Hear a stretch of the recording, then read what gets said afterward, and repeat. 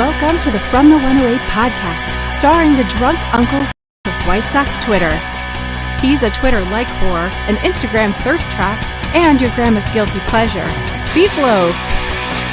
A West Coast attitude in a decidedly Midwest body, MySoxSummer. And your host, he's sharing obscure music thoughts to give you time to hit the bathroom, Chorizy-E.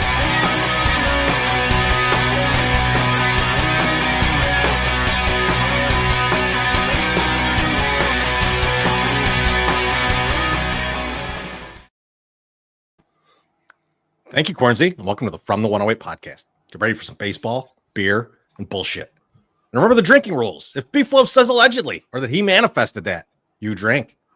If MySoxSummer talks about the gym or tells us he simply did not have time, which he won't, you drink. And if I talk music or Star Wars, you drink.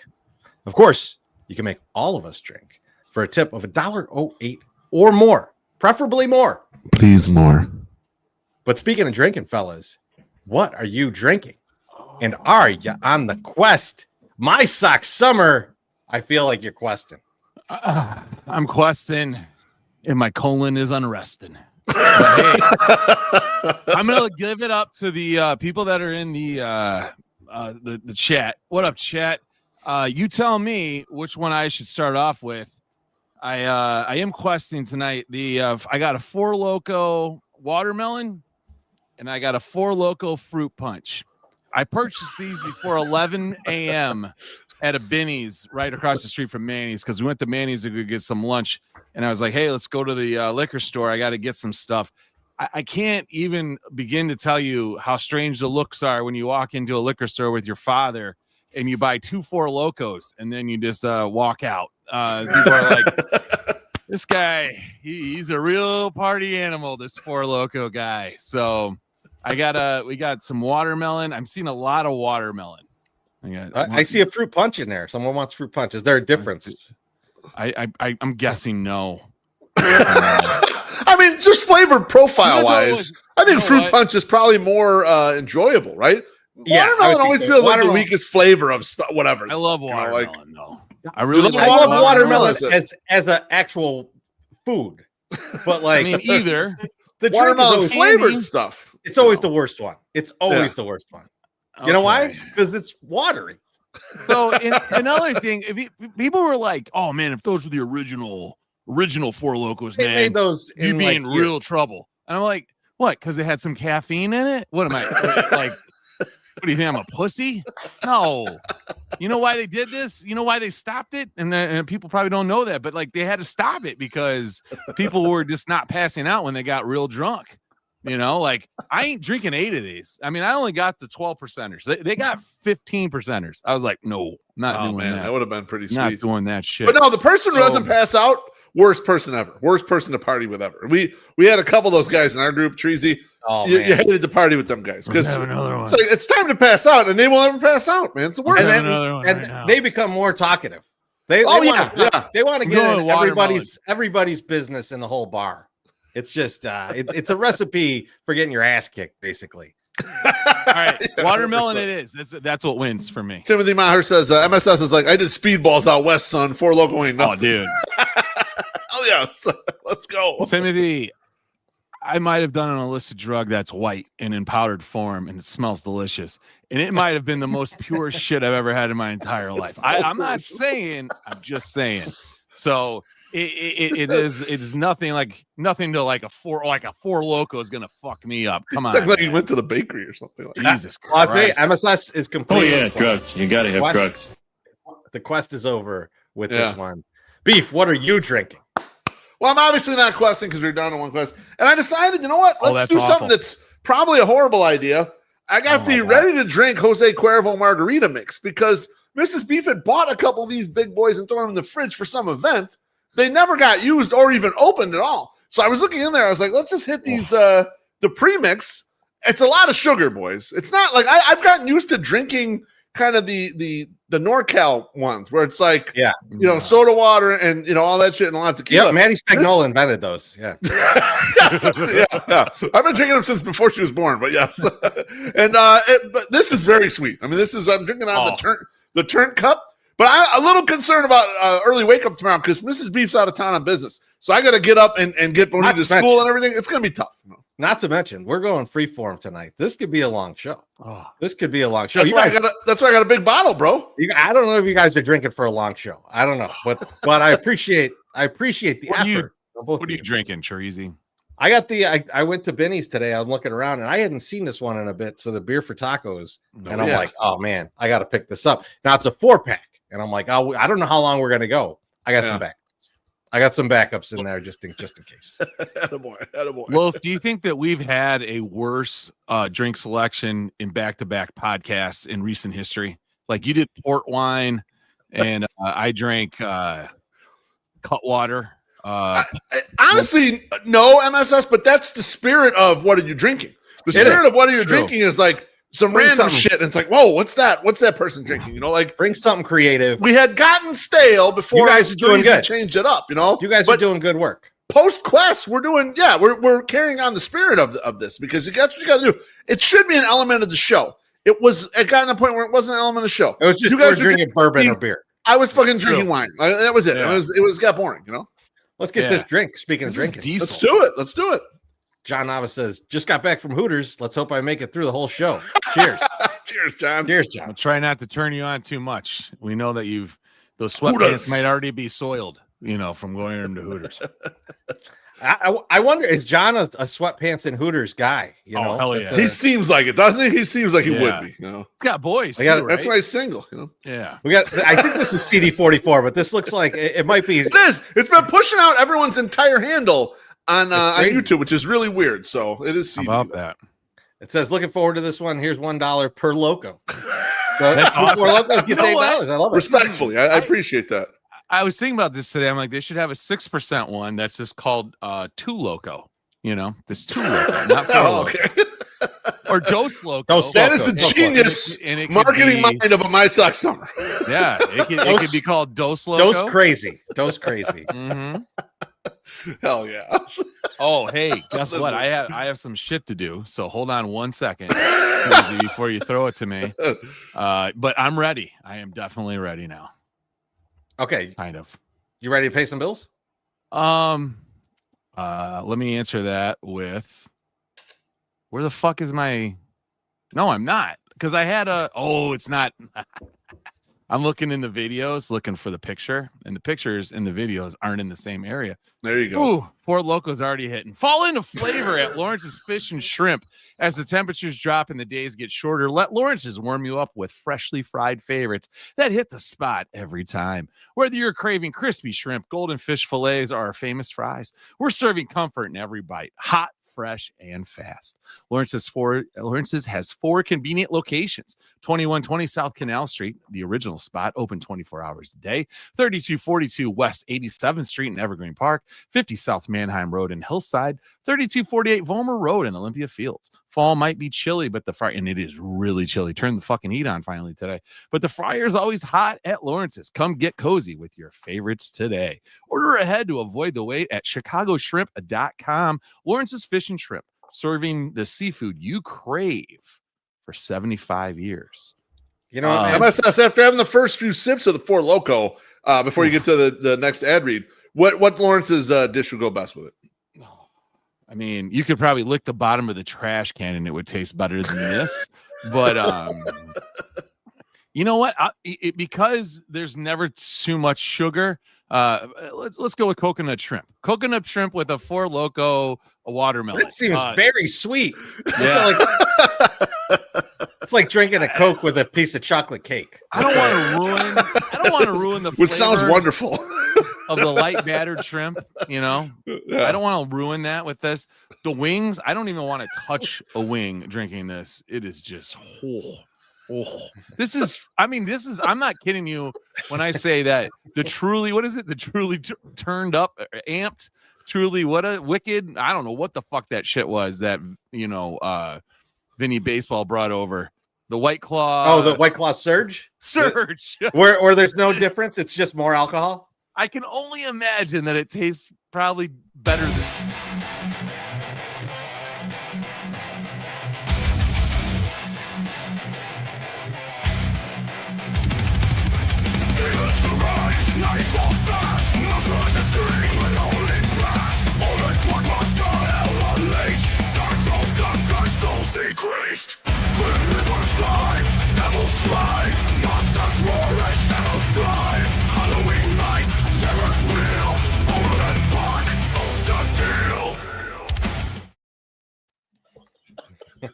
I love you. I always wanted to do that.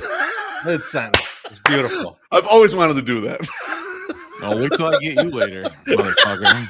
The comments are talking about the White Claw Surge. So our buddy Vinny Baseball brought over some White Claw Surges, and I'm like, what's this? What's the difference between this and a White Claw? And he's like, it's just got more alcohol. And he's like, we like to mix them with some vodka. So like, you got the 8% White Claw, and then pour some vodka in it because you didn't have enough booze in it. Yeah. I love that boy. I love that it's a mixer. I love that it's a mixer. Respect. Oh, fuck, man. So as we noted, those are the two commercials for tonight. From now on, it's freeforms. Jazz Odyssey. I'm gonna say, you want to drop some music or something? Yeah. Here, we're gonna start with a fun one here. This is a fun one. Oh yeah. Now, Beef, you got a topic. Give us a topic. I'm happy to. I found this tweet very recently, and the accompanying picture, and it is the big homie Byron Schleckner. Apparently, Byron stumbled upon a bizarre world record and soon claimed it himself. His tongue measures an astonishing 8.3 centimeters. It ended up growing all the way to 8.57 centimeters, wider than an iPhone 14 Pro Max.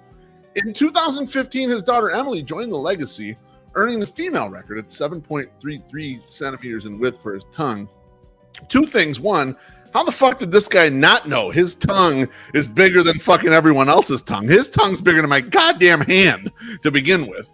And number two, if you guys could pick a body part other than your genitalia, you perverts, what huge body part would you want to be the world record holder for if you could? Chorizy. So first of all, this pic looks like AI. Yeah, it's not. I'm not even sure that this guy exists, but the guy that I am sure exists. I don't know if you've ever seen this guy, Gene Simmons, the guy with the most gigantic hands around. See, that has utility. I mean, it's the opposite of what you were just saying, though, Beef, about the making your genitalia really big. Because, like, with hands that giant, it's gonna look terrible in there, right? It's gonna.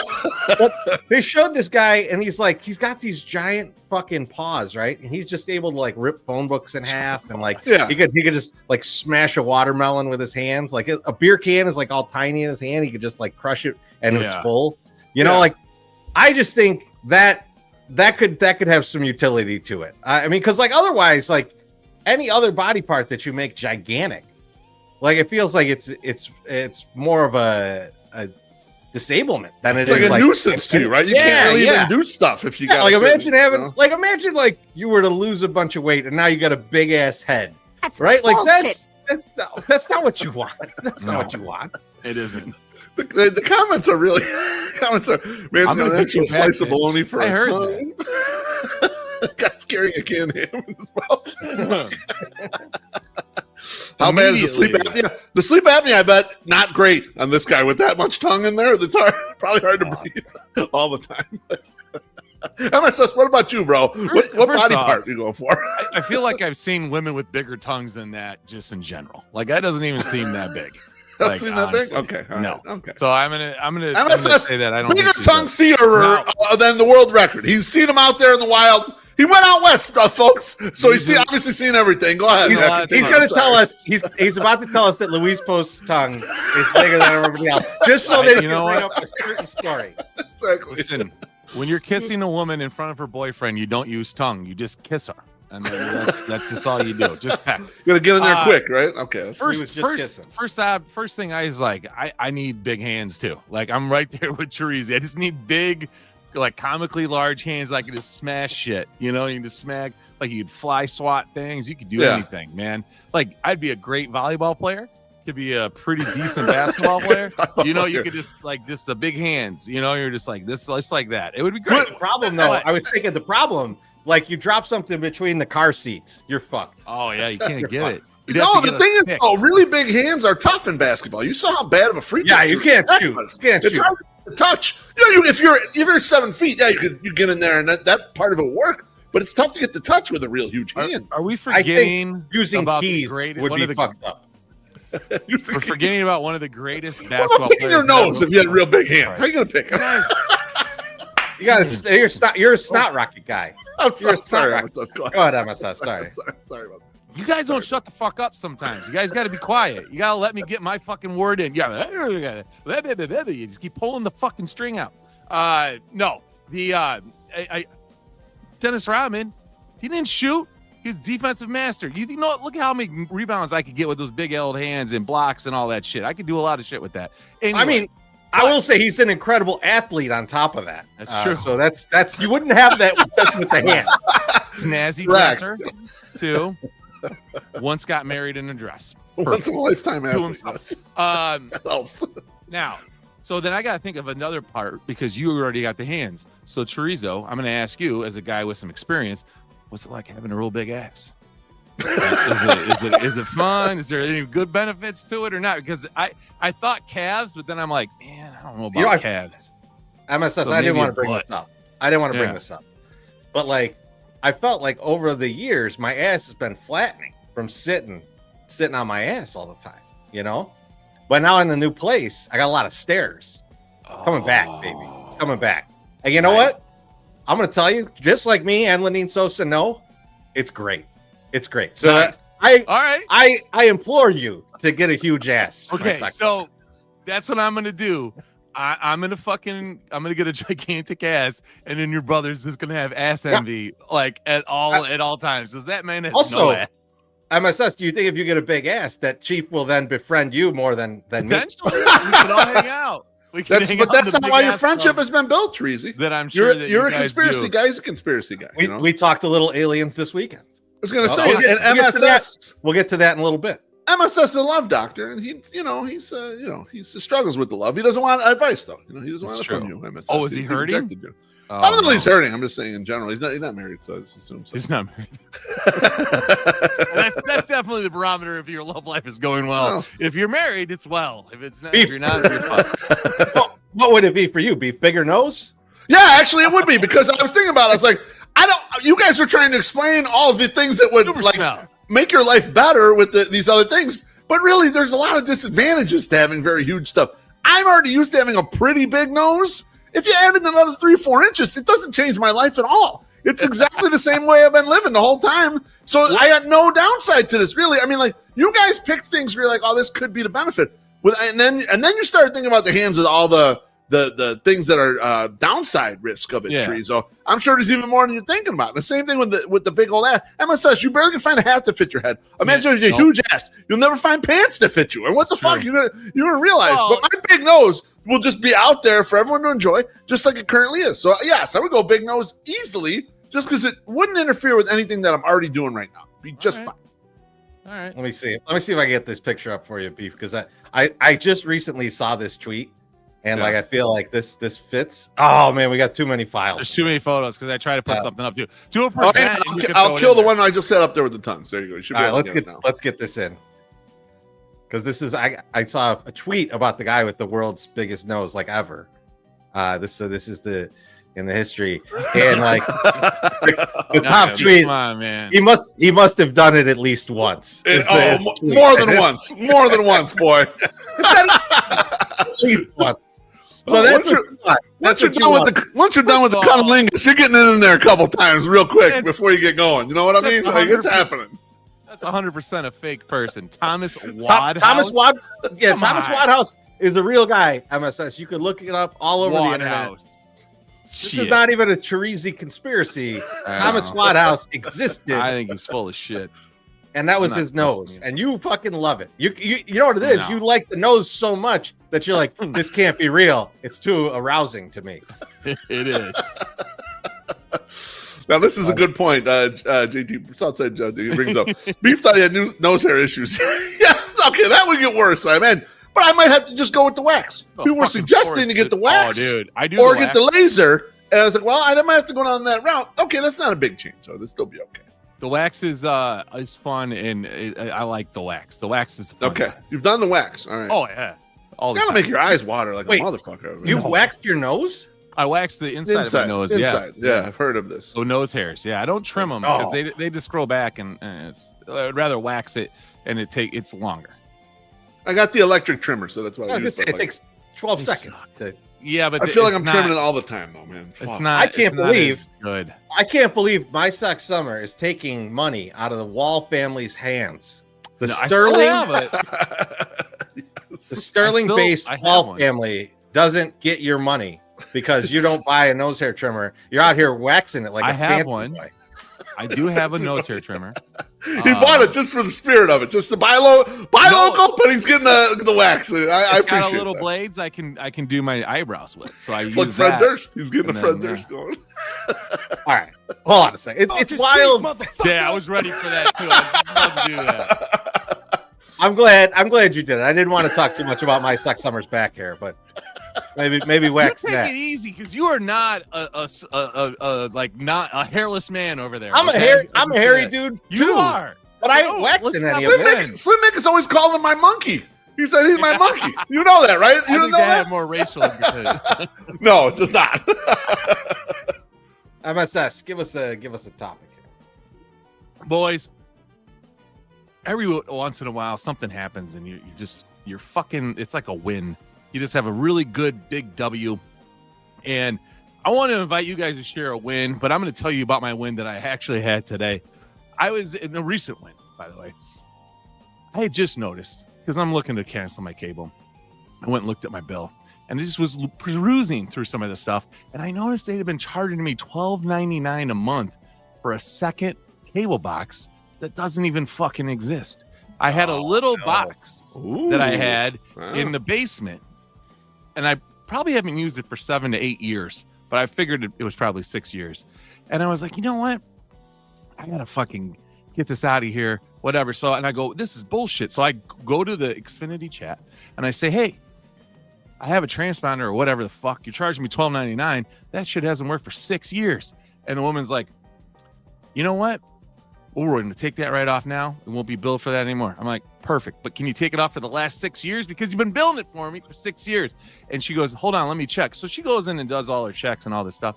And she goes, sir, I got that all taken care of. You will be refunded all that money. The only thing you got to do is return that box. And I was like, I have absolutely no fucking idea where this box is. Yes! And I'm like, the search begins, baby. And I'm like, okay. Let me math this up real quick, okay? This is $13. $13 times 12 months. So it's 130 plus 26. So 156 a year times 6 years. This is $936. Right. You're looking for that motherfucker. You are tearing your walls apart to get this shit together. This is the guy that had the Bitcoin on the laptop, and he's like triangulated to what dump it was probably in, and he's trying to get the city to let him go in there and dig through the dirt, fucking all the garbage. So I'm like, okay, I know where it used to be, but that doesn't exist anymore. I took that table down because it just became a landing spot for a bunch of shit, and which would have served me well right now because I would have found it. I start looking all over the place and start to buy it back. I'm like, maybe I donated it. And I was like, no, you wouldn't have donated it because you've been through this shit before, not turning boxes in and people get mad and it's expensive. I was like, I don't think you did that. I keep looking around. I'm looking around fucking all day yesterday, sweating in the house that over $900. We don't even have the fucking heat on, right? And I am sweating. I'm looking so much. I was like, all right, fuck this. It's not here. I'm going to take a rest and I'm going to think about it tomorrow. So last night while I'm sleeping, I'm thinking in my head, I'm like, oh man, okay, I got to look here. I'm sleeping, I'm thinking. Oh yeah. He's dreaming of where it might be. So I'm like, dreaming scenarios of where this fucking box is. So I wake up this morning, I come downstairs, and I'm looking around and I was like, there's two places that I know that I got to check first. And I go, first one is over here, went over and looked. No, it's not in here. And I go, okay, there's this box that I put all these old iPads in and an old Xbox and all this other stuff. I opened that fucking box in. Bam, motherfucker, here it is. And like literally, if you were outside my house, you could have heard me go, fuck yeah, like over and over and over. Fuck yeah. Over and over and over. And like, listen, There's only one other time, or well, there's several other times, but it happens for one other reason. I'll yell like that in the house, and it's mostly when I get a phone call from one of my kids' fucking schools, and they're like, "Hey, so and so doesn't feel so good," and I'm like, "Motherfucker!" And then I have to hang up the phone when I'm done, and I just yell, "Motherfuck!" Fuck, and I'm screaming, but this way I was screaming happy. Hang on, you yell fuck, but you have to go pick up your kid because they're not feeling well. Why? What's the big deal? Because it usually happens when I got to do something. It's been overall good, so he's god damn it. We got to take a drink because obviously MSS would have brought that back today for the $900 if he had enough time, but I didn't have enough time. Cheers. I got too much shit going on today. So, but yeah. Hey boys, have you had any recent wins? Any dubs that you want to talk about? Like, anything like that? I bought a fucking house. Like, that was pretty good. Pretty nice. I had a very minor victory at work. We were doing a call with some of the higher ups, and it was to get some people promoted. And as you go up the chain and you're managing people, you gotta present or whatever, promote. And so it's my boss, me, and another one of my colleagues, and we're working on getting some people promoted. And when the person that I have up, like kind of under my thing, my boss said a ton of nice things to upper management about how much care I put into developing my team and working out their careers. And so I thought, oh, this was really nice. He didn't need to do that, but he did in front of all the big shots. And I don't know if they were even paying attention, but for me, I felt real good. So that was a nice win, nice little dub at work. Always good to hear. Always good to hear. All right. Talk is cheap, motherfucker. MSS, you got any more Halloween-y music? I feel like we got to get in a little Halloween. Oh, you want me to switch it up? Yeah, no, I actually don't, but I have some new metal jazz. Yeah, let's do that. Yeah, here it's coming. Oh, I think this is gonna be good. I got a little decided to put together a little quiz for you fellas. Yeah. Hello. So I found this site that had all these movie posters, and the movie posters don't have the title of the movie. So I'm gonna go through some of these, and I'm gonna see how good you guys are at these. And I think a lot of these are easy. I think a lot of these are pretty easy. There's like one that I'm like, I don't even know if these guys have seen this movie. Okay. But I'm gonna be impressed if you get that one. But I'm going to start you off real nice and easy. What movie is this? A Nightmare on Elm Street. Nightmare on Elm Street. The first one. Yeah, it's the first one. Right? Yeah. I almost gave you Dream Warriors because I love Dream Warriors, baby. But I feel like it's on the screen. It's a little small to catch all the people because Patricia Arquette's like this big, and you're like, it's not going to be helpful. That's my favorite of the Nightmare on Elm Streets, though. The Dream Warriors. I like that one about it. That is great. Really? And the soundtrack is Dokken, right? It's like Dokken soundtrack. I really have no idea. Yeah, I fucking love it. That's the TV and like 2 or 3. The head in the TV, right? Yeah, that's the one. TV, yes. Cigarettes, it's fucking great. Shit. All right, oldie but goodie. That is The Exorcist. That is The Exorcist. Well done. Good job. Well done. I was terrified of that. Dude, I was a kid. I'm still terrified. I've seen it now, but I'm still terrified. I remember Beef. We would be watching like the Cubs game, like a away game at night, because that's all they had. My grandma's watching that shit. Yeah. And WGN would be like, this Friday, The Exorcist, and I would shit my pants just from the commercial. I mean, not literally, but yeah, absolutely. Yeah. Let's get. I think this is the easiest one. No, this is Alien. But this is an easy one. Yeah, that's Alien. Alien, great flick, man. Absolutely great flick. Because there's Aliens too, right? That was number 2. That's part 2. That's part 2. There's a whole bunch of them now. The Alien versus Predator, all that shit. Man, that's Alien versus Predator.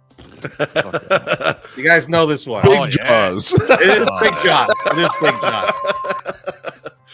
But I only put that one's so easy, but I only put it in there because this next movie completely ripped off the Jaws artwork. What Tremors. movie is this? There we go, baby. That's a bacon. That's a bacon up there. Damn. Did you hit the dinger? But I didn't really ever. I've never seen the artwork poster for Tremors. I don't think I'd ever seen it before. And when I saw it, I was like, "This is the fucking Jaws poster. What the fuck?" Yeah, it's very similar. I guess it was supposed to be tongue in cheek. That's a pretty sweet font they got there, though, above it. That's Uptown. It's called Uptown. That font. That feels like the same font that Trespass used. Like that. Yes, it does. Yeah.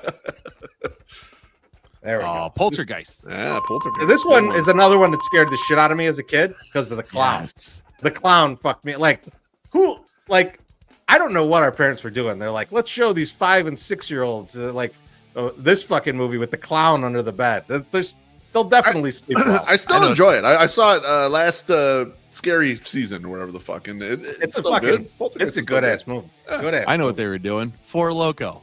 Come on over here, kid. It's pretty Four Loco. They might have been doing a little Cheech and Chong. More likely. Allegedly. Man, should we let him watch it? Yeah, let's let him watch it. I got to watch Jaws. That was horrible. I love Jaws. I still love Jaws to this day. So, but you don't swim. So I know. So I actually, if I was drowning, I got a better chance if there is a Jaws around, so I can maybe ride it to safety.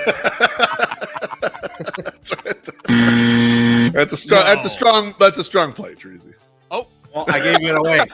Shit, I wouldn't have got that. This one, I don't think I would have gotten either, even though I've seen the movie before. Very good one. The thing. Yeah, I love that movie. Got that. Yeah, that's a movie where like the original, like we had watched with our dad, and then this one came out, and then it was like, oh, we'll watch this one with him, and it was fucking terrifying. John Carpenter was like, I'm gonna make this as gory as possible. It's gonna be great. Oh no, I've never seen that. That's in the great days of like the practical effects, like Tom Savini's on the job, like people like they're like making pieces of art to like show how this person's body explodes. Yep. All right, this one's a great one. Even though I know what it. Okay, I know what it is. I don't know if I'm gonna get the total title correct, but it's like Attack of the Killer Clowns from Outer Space. It's Killer Clowns from Outer Space. It's good. That's nice. Okay, I'll accept it. That's very good. All right, thank you. I appreciate that. Yeah, I knew it was Killer nice Clowns. one. By the way, it's crazy. That's on the poster. Jesus. That's a lot of K's. You better know this one. Ooh, Candyman. It's the Chicago's finest. You knew that too, right, Loaf? No, I did not know that one by the shit. poster. No. Sorry. I haven't seen Candyman since it's been at least 20 years. I was just talking to your daughter about this, Beef. She has not seen Candyman. I know. So I was like, well, we got to watch Candyman. So Candyman's great.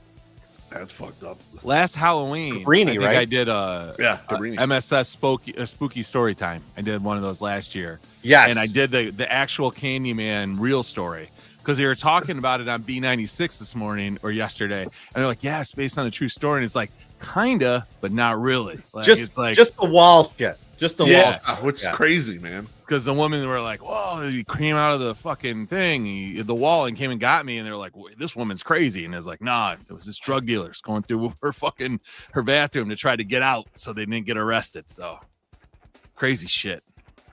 I think this is the last one. I do not know this one. Okay. Beef. Oh, wow. Have I seen this? You've seen this. Okay. You've seen this one. It's a classic from the 80s, though. It's like an 80s classic. Is it Fright Night? Yes, it is. There you go. It came to me right when we were talking about it. I was like, oh, classic 80s. Fuck yeah, let's go, baby.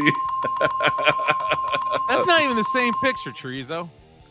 I mean, yeah, it's reversed. I mean, whatever. It's the same Reverse. Yeah, reverse. I mean, I see only in reverse. That's why I got it. It is. I knew I had a mirror up so I could see the other way. I know the essence. I love that. That was good. Exactly. That was really good, man. It made me want to watch a bunch of those. To be honest, You should. Fright Night is hilarious. That's hilarious. Agreed. Loafer, what do you got going? Oh, baby, you're pushing to me. Well, let's go. Oh, I'm sorry. Am I not supposed to do that? That doesn't matter. Baby. Let's go White Sox, and I can eliminate an image from our list here. Here's an image of the three of us, sexy on motherfucker, our bobblehead night right after throwing the first pitch, and we are accompanied by one Grant Taylor, fresh off injury. Grant Taylor so excited to pitched see well us, down the stretch. Now, my question for you guys is about Grant Taylor. Do you want Grant Taylor to return to the big league bullpen to start the 2026 season? Or would you prefer the White Sox go back to the drawing board and try to make him a starter, even if that means he's starting the year in the minors in 2026? MSS will go to you first. What do you think? What would you like them to do? Not what do you think they should do. What would you like them to do? Because I'm sure they've got a path, but we should talk about this because I've seen people say the answer is basically yes, they should go back to making him a starter. I'm not sure. Then we should discuss. I don't think so. Because there's a reason why they brought him up, right? Like they brought him up in that capacity because he's like not a failed starter, right? Wasn't he was struggling. He just struggled as a starter. Yeah. And he achieved some moderate Chorizo? The thing too, MSS, one of the reasons they brought him up was health wise. They felt like they could keep him healthier in that role. And so yeah. Well, so we can have both, but let's just say no. You start off the way you were, and maybe we try to stretch you. Like we're gonna need you to go a little bit extra here because you had success doing something. We shouldn't just pivot away from it and say do what you think you should do now. We're like, no, you had success doing this. Let's replicate that again, and then just try to inch it. And then this bitch get a little more. You know, like we did with fucking Garrett Crochet, and that fucking turned out great. So let's do that. Chorizo, what do you think? Locos hitting.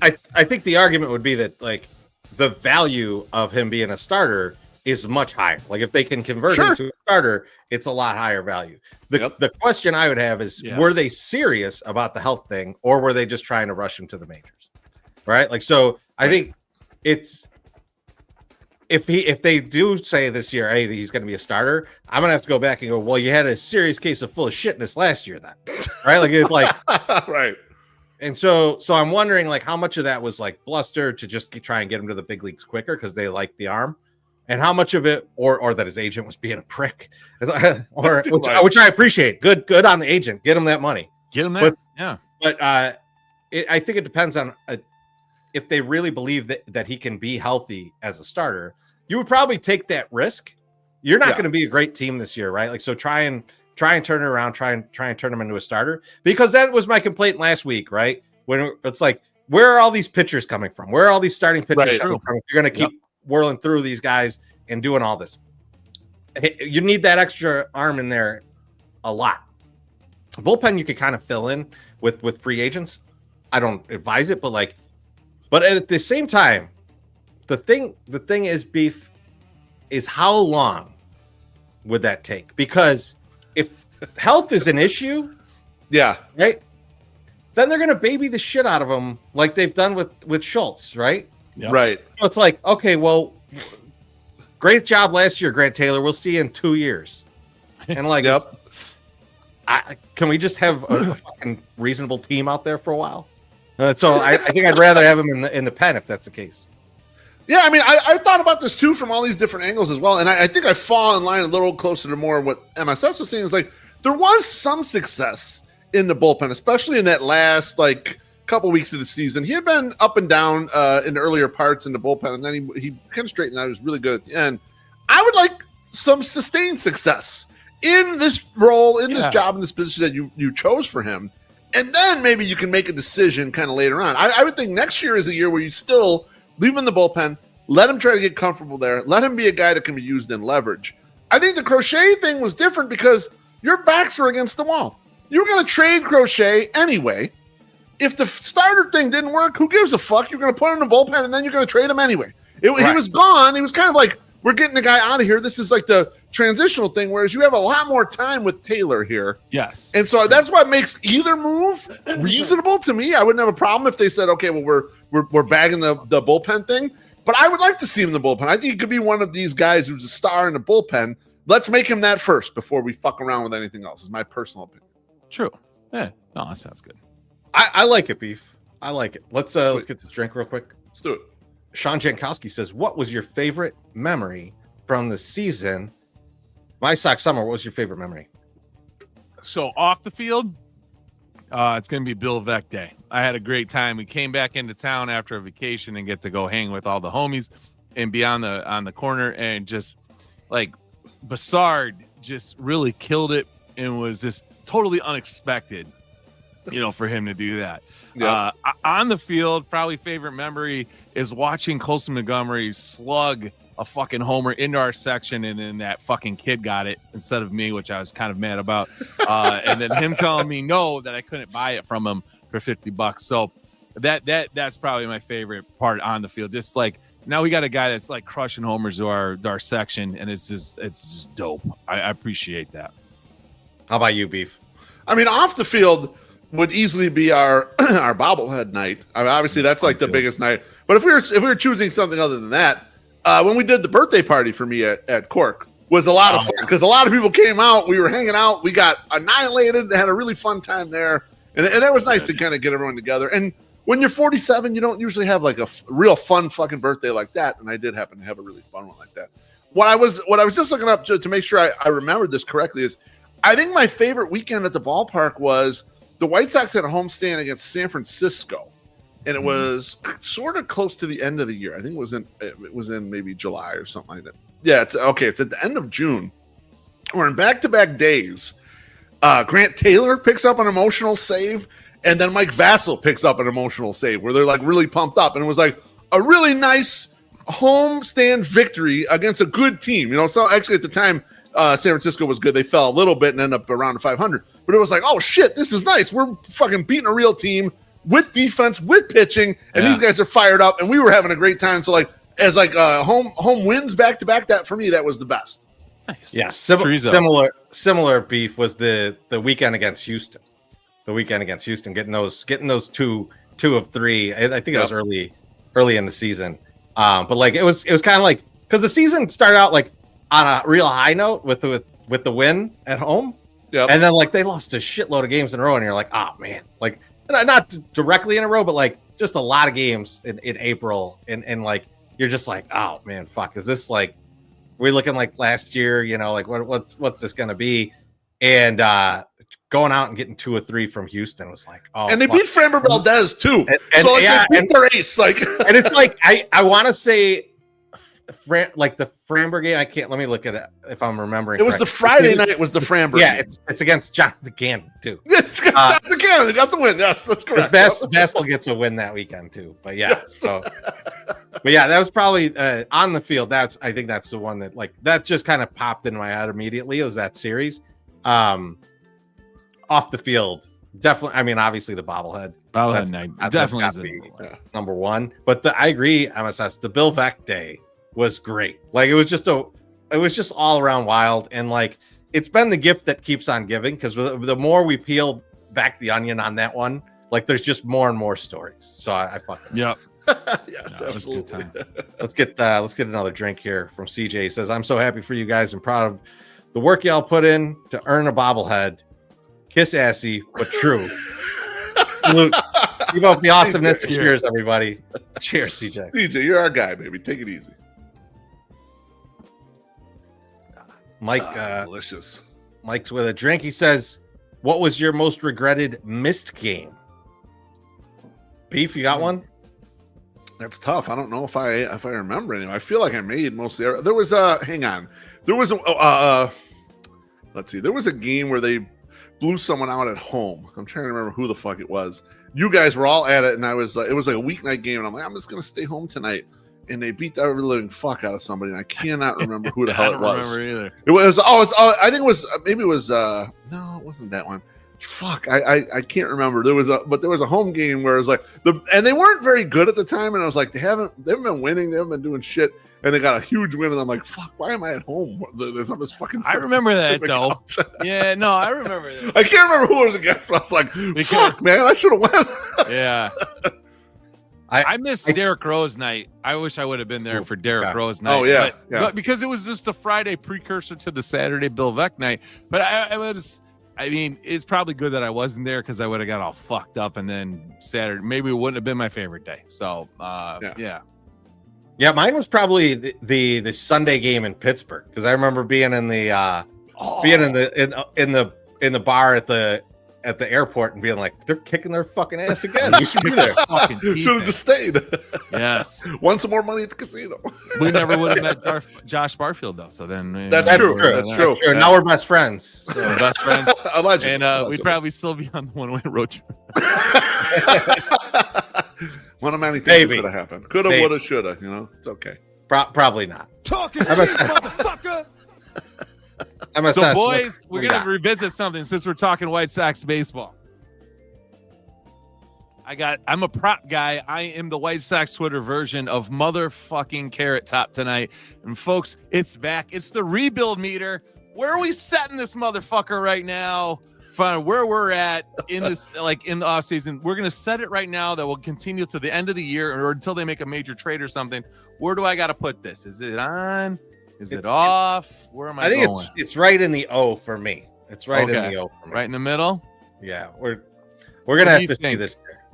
What do you think, Loaf? I'm going to push it back more in the green. Give me like towards that E. All the way towards the E. Yeah. Oh, man. Still very much in the middle of the rebuild here. Man, okay. Here's my thing. I've been telling Chorizy this too, and I probably shouldn't share this with the entire group because people are going to be like, oh, fuck, that sounds terrible. But I still think that there are guys right now who are starting to break through that the White Sox are going to trade before they have a real good team. They might make the playoffs once with these guys. But I think somewhere down the line, Shane Smith, one of the catchers, someone might get flipped in the transitional period where they're starting to build towards a real good team. I think the infrastructure was so fucked. We're just starting to see some of the little seedlings come up. And the fact that they've had some success with some of these young guys already, like quickly there, is good. But I don't think we should take this as, oh, this is the next thing and this is it. No. This is going to take a little time. And they're going to need to have a big draft this coming year. And hopefully the lottery ball comes up right for them and they finish 1 or 2 and they get one of these top guys and get the big draft pool so they can really do it. I think we're still much further away than a lot of people think. Gotcha. What do you think in response there, Chorizo? I'm fine with that. And I mean, we were talking with White Sox Dave about that this weekend. We were talking about how, like, we're talking about, like, it's good that they've done things like the Dominican Academy, but, like, that's like 7 years away from producing a major leaguer, right? Like, so that's you're real far on stuup like that. So by the time that all happens, we're a good ways away. So and Dave brought up a great point too about Colson Montgomery. He brought up something that no one has been saying. He's like, he had a good half year defensively. He goes, but you can have kind of a fluky good defensive year. He goes, it might not be as true as like what the underlying talent is. And so it leads you down the path of, yeah, he might not be a shortstop. Let's see another year of it before we sort of anoint him as like absolutely good enough defender. It makes you think more about like everything in the whole mix. But because he's totally right. I mean, that's he's been anointed though. He's been anointed in the short term, Chorizy, but they just drafted a glove for a shortstop who should be a quick riser, especially if the power comes through. They've got Caleb Bonham, who's down there, who's been playing short. It's like I don't think it's a worry, but it's just something to consider when you start evaluating the team. I thought it was a very, very smart take when we were talking about that. That was beautiful drunk talk, but it's still very good though. I think he's fucking hating on my guy Colson, and I'm glad I wasn't there because I would have punched him in his fucking face. He likes Colson, but he was just making a point about stuff. I get what you're saying, and Loaf, I would have been more where Chorizy was too. I would have been more right in the yellow. Because I don't think that we're at a rebuild because like a tear it down state, thing, right? We're past the tear down, so we're not all the way over. But also, like, we can't just go, we got to get rid of everybody and reflip. I think we got some good I don't pieces, think that's what, right? I don't think that's what Beef is saying. But no, that's not what I was saying. I was saying as this thing matures and it goes, you might see some flipping a little bit. No, later, I understand. I think he's right. I think we're on the same path. I don't think that he thinks that we need to break anything down. We're saying, Loaf, I feel like we're saying the kitchen's good. I like the floor in the bathroom, but maybe I want to take the shower head off and be able to do the back. So it's like some minor replacements. You're gonna have to switch some stuff out. Yeah, do some things, but the main guts of everything is pretty good right now. Like we're good. We gotta build on this. You and I are on the same page here in terms of I think that's where the Sox are at. Yeah, I think the Sox are like right up the middle, and they're like, we're gonna try and go. And if we can't, but we're going to reset it. If we can't, we're going to push. It's going to go back pretty quick if we're not there. So I think the Sox are in the middle. I think overall it's probably more close to where Beef is at. But I think like I want it to be in the middle too. So like fuck it. All right, so we're going to leave it here. Let's just do it. There we go. Because we're Craddock. Oh, wrong way. This way. It's right in the middle. Like in the M. At the M. There you go. This is where it's going to stay until something major happens, and we have to revisit the rebuild-o-meter. So that's where we're at on the rebuild-o-meter right now. Talk is cheap, motherfucker. So I was watching our boys, Sammy P and Joe O. Yes. They got a good amount of bullshit in the show, right? And like this, which is why it's good. It's why it's good. Yeah. The guys that just talk straight gambling the whole time, it can get boring. Yeah, boring, for sure. Right? Like I want to hear a little guy talk, And so they're messing with their one producer, and Joe O brought up this thing that he saw on TV. It's the top 5 most unattractive male habits, like our hobbies that should be, but like I think they said habits, but and so I'm gonna read them off to you, and I want in the comments, you guys tell us how many of these you got, and I'm gonna go through them. So number 5 is gambling. Let me put up the image. We could just go right through these. Yep. Number 4 is online trolling. Yep. Okay. Number 3, it just says magic trick. I assume this means doing magic. Yeah, no. But number 2, Beef, I think I need a ruling from you on this one because it says collecting figurines. Would that by any chance include bobbleheads? I think it would. I would assume. I feel like that's exactly what it is. That's what it means. That's correct. Yeah. And then 1 is playing video games. Yeah. Now I got a good amount of bobbleheads. I definitely you're not like me. Gamble. I definitely gamble. I don't really feel like I'm in the other 3. I'm like definitely not a troll. How many of you guys, you're grading yourself? How many you got of these? I would say that I'm very solidly number 5, the gambling. I probably gamble way too much. And number 4, online trolling, I would say, yes, I do that way too. The 108 tourney and GFY awards, and basically my whole personality in White Sox Twitter is not full on trolling. It's a level of piece. It's more of like, I'm going to make fun of you and you're welcome to make fun of me too, but you probably won't be able to withstand the heat and half of you end up hating me. So yeah, number 4, number 5, I got both those. No magic, no collecting figurines, and no video games. I'm not. MSS, question for you. Yeah. Do you think that Beef secretly does magic? I wish he did. I don't think I have the dexterity for it. That's why he was like, "No, I don't want those giant hands. I couldn't do my magic tricks without them." We did see him make his pins disappear on Saturday night during the 108 meeting. So I mean, you thought you were going to turn over and my beanbag was going to be out. Oh my god! You don't have the GoPro footage yet, do you, Tracy? My for the people listening at home, my shorts rode up a little bit, and so when I got up, I was showing a lot of upper leg, and MSS was like, "What the fuck?" Thought my dick was gonna be hanging out, but it was not. What meeting are we here at? It was like I think we both like kind of like we're taken aback just a bit. Like creative juices were flowing. That's right, everywhere. Holy Christ! It was just like there is GoPro footage and audio, but we just need the footage like from the GoPro because you and I just look at each other and just die. Like we're just like I gotta get the footage together. Maybe we get a little screenshot. No audio though. Yeah, because the audio we don't want to give away our creative secrets. That's number true. 2. I curse out Chorizy quite a bit when we're just hanging out, so I don't want everyone to hear. You don't want to put we wouldn't release those tapes. Come on now, how dare you? No. I thought we were next season Beef saw Southpaw. Right. No, actually, that would be fun for Bill Beck night. Beef does a magic show. I'm not a hater. I'm not a hater, guys. If you like magic, like it. I just don't do it. I'm not into it. Whatever. It's fine. I think my only thing is the collecting of the figurines, but I'll say this, that not only I do have the bobblehead collection, but I don't feel as though I'm like as particular as some people can be. Some people are really like, "Oh, I don't want that box. There's a dent in it," because figure collectors are insane. Calm down.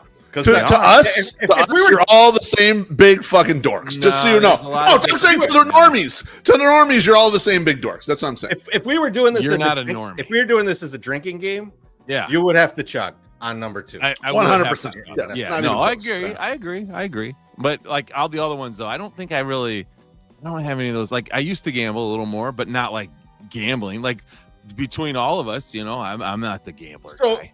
So I got a question for maybe. I don't know how many ladies are in the audience, but this is unattractive male habits. 3. Is gambling a unattractive male habit, or is being bad at gambling an unattractive male hobby? There's a difference. There is a difference. Yeah. Like if you're just doing a little gambling for fun, hey, I got $5 on this game. All right, yeah, I got some money on this game, and you're not like yelling and screaming at the TV or fucking losing all your family's money. Like, I feel like it's not that big of a deal, but I would love the ladies to let us know. Jackie Treehorn, it's spelled totally different than normal. I love it.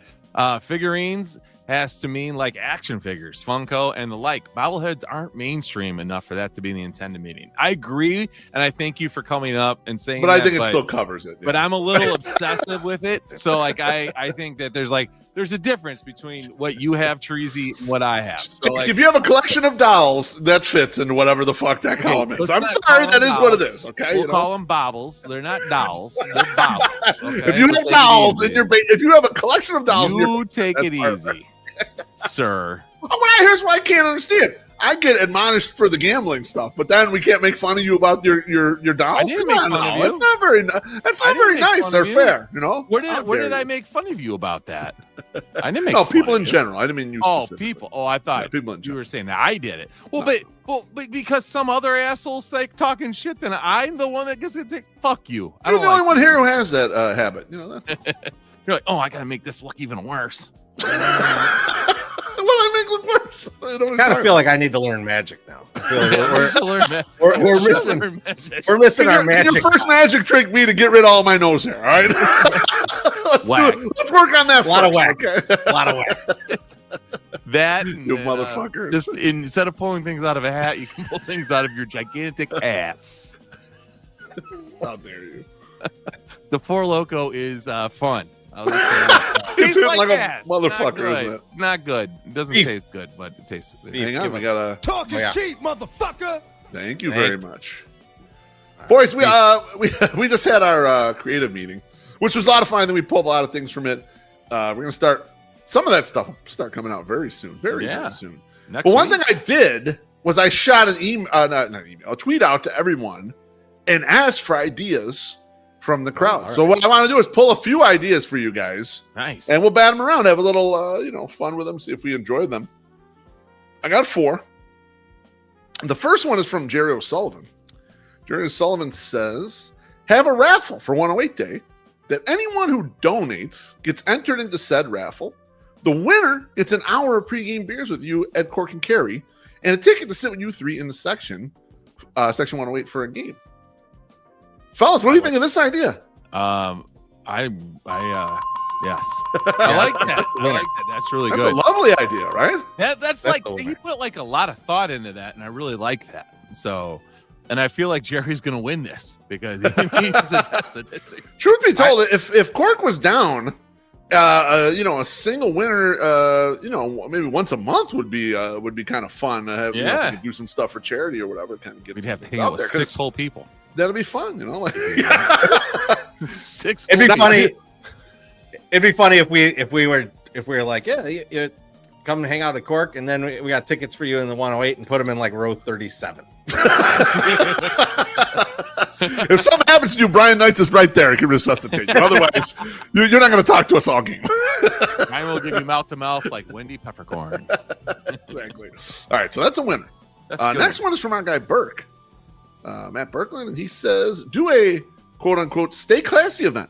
Off-season formal charity event where people have to wear formal attire, but get to drink. I mean, that's most formal events. People get drunk off the rest. Complete reverse of the norm. Maybe have it during the winter meetings. Hashtag 108 anal meeting. I like that you I put like that out there. People are using it. Anal meat. That's what I say. No good on the formal, like huh? No, you like the formal? Hey, you know what? Formal, like matching pants and shirt, sure. Formal, like a tux. No, I don't want to get it. Chorizo and I got tuxedos. We own tuxedos. Yeah, I got true. I have a black suit, but I don't have a tux. I think I could probably pull it off though. I think that could work. No, what do you think about you, Chorizo? I think we should do this, but it should be Southpaw's wedding every off to a different mascot. Oh man, very polygamous. I don't know about that. Well, I mean, we already know about how many offspring Southpaw has. Very MSS is written about it, so we're well, has gonna the be onion. we would be down with this. We'd be down with this. Yeah, love it. All right, so that one people like that one. All right, let's go. all right. We will get that out of here.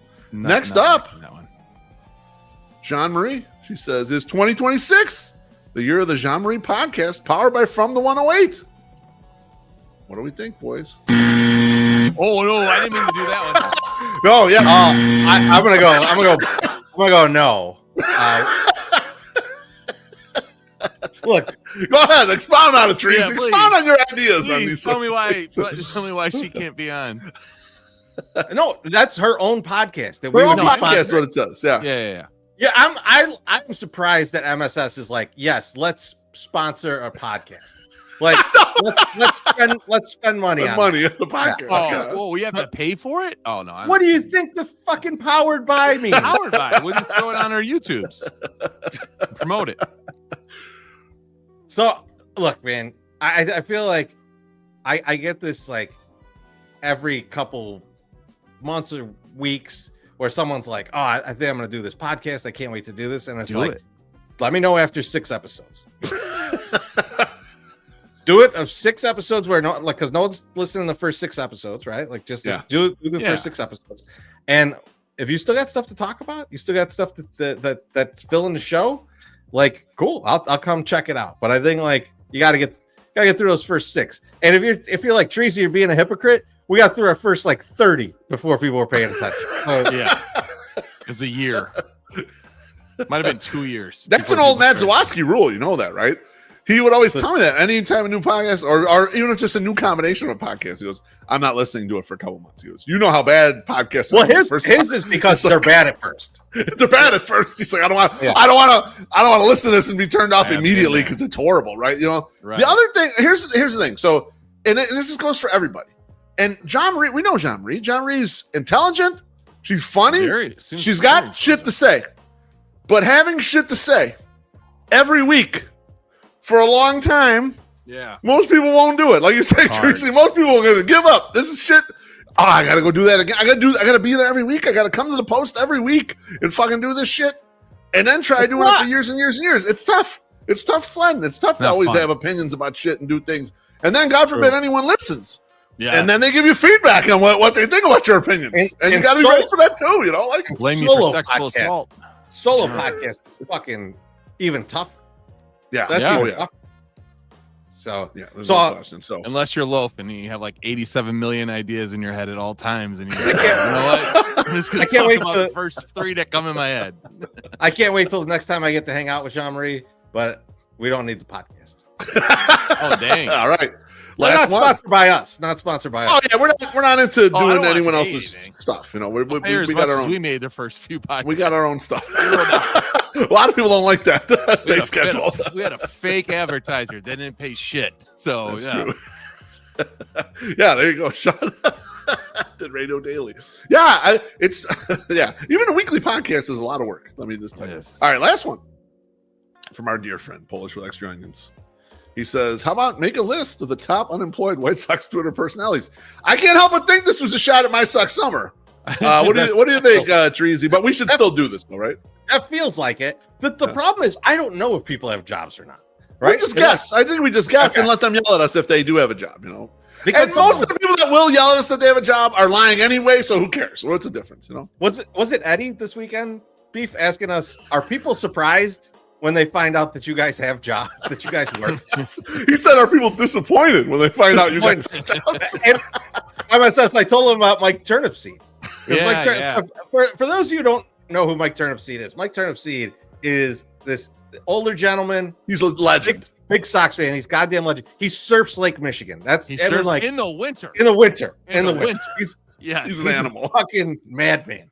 But he turns to me and Beef one day and he's like, hey, you guys got any reefer? And I'm like, no, dude, it's Tuesday. I got to work in the morning. He's like, you guys have jobs? He was fucking shocked. So yeah, I feel like people are typically surprised and I think disappointed. Broke his goddamn heart. He was because he he came in the 108 and was like, what's this 108 thing on your hat? Before we met him, and I was like, oh, this is our group. We just talk about this, and we do a blog, and we have a podcast. He goes, oh, you're kind of like my crew. And I was like, you have a crew?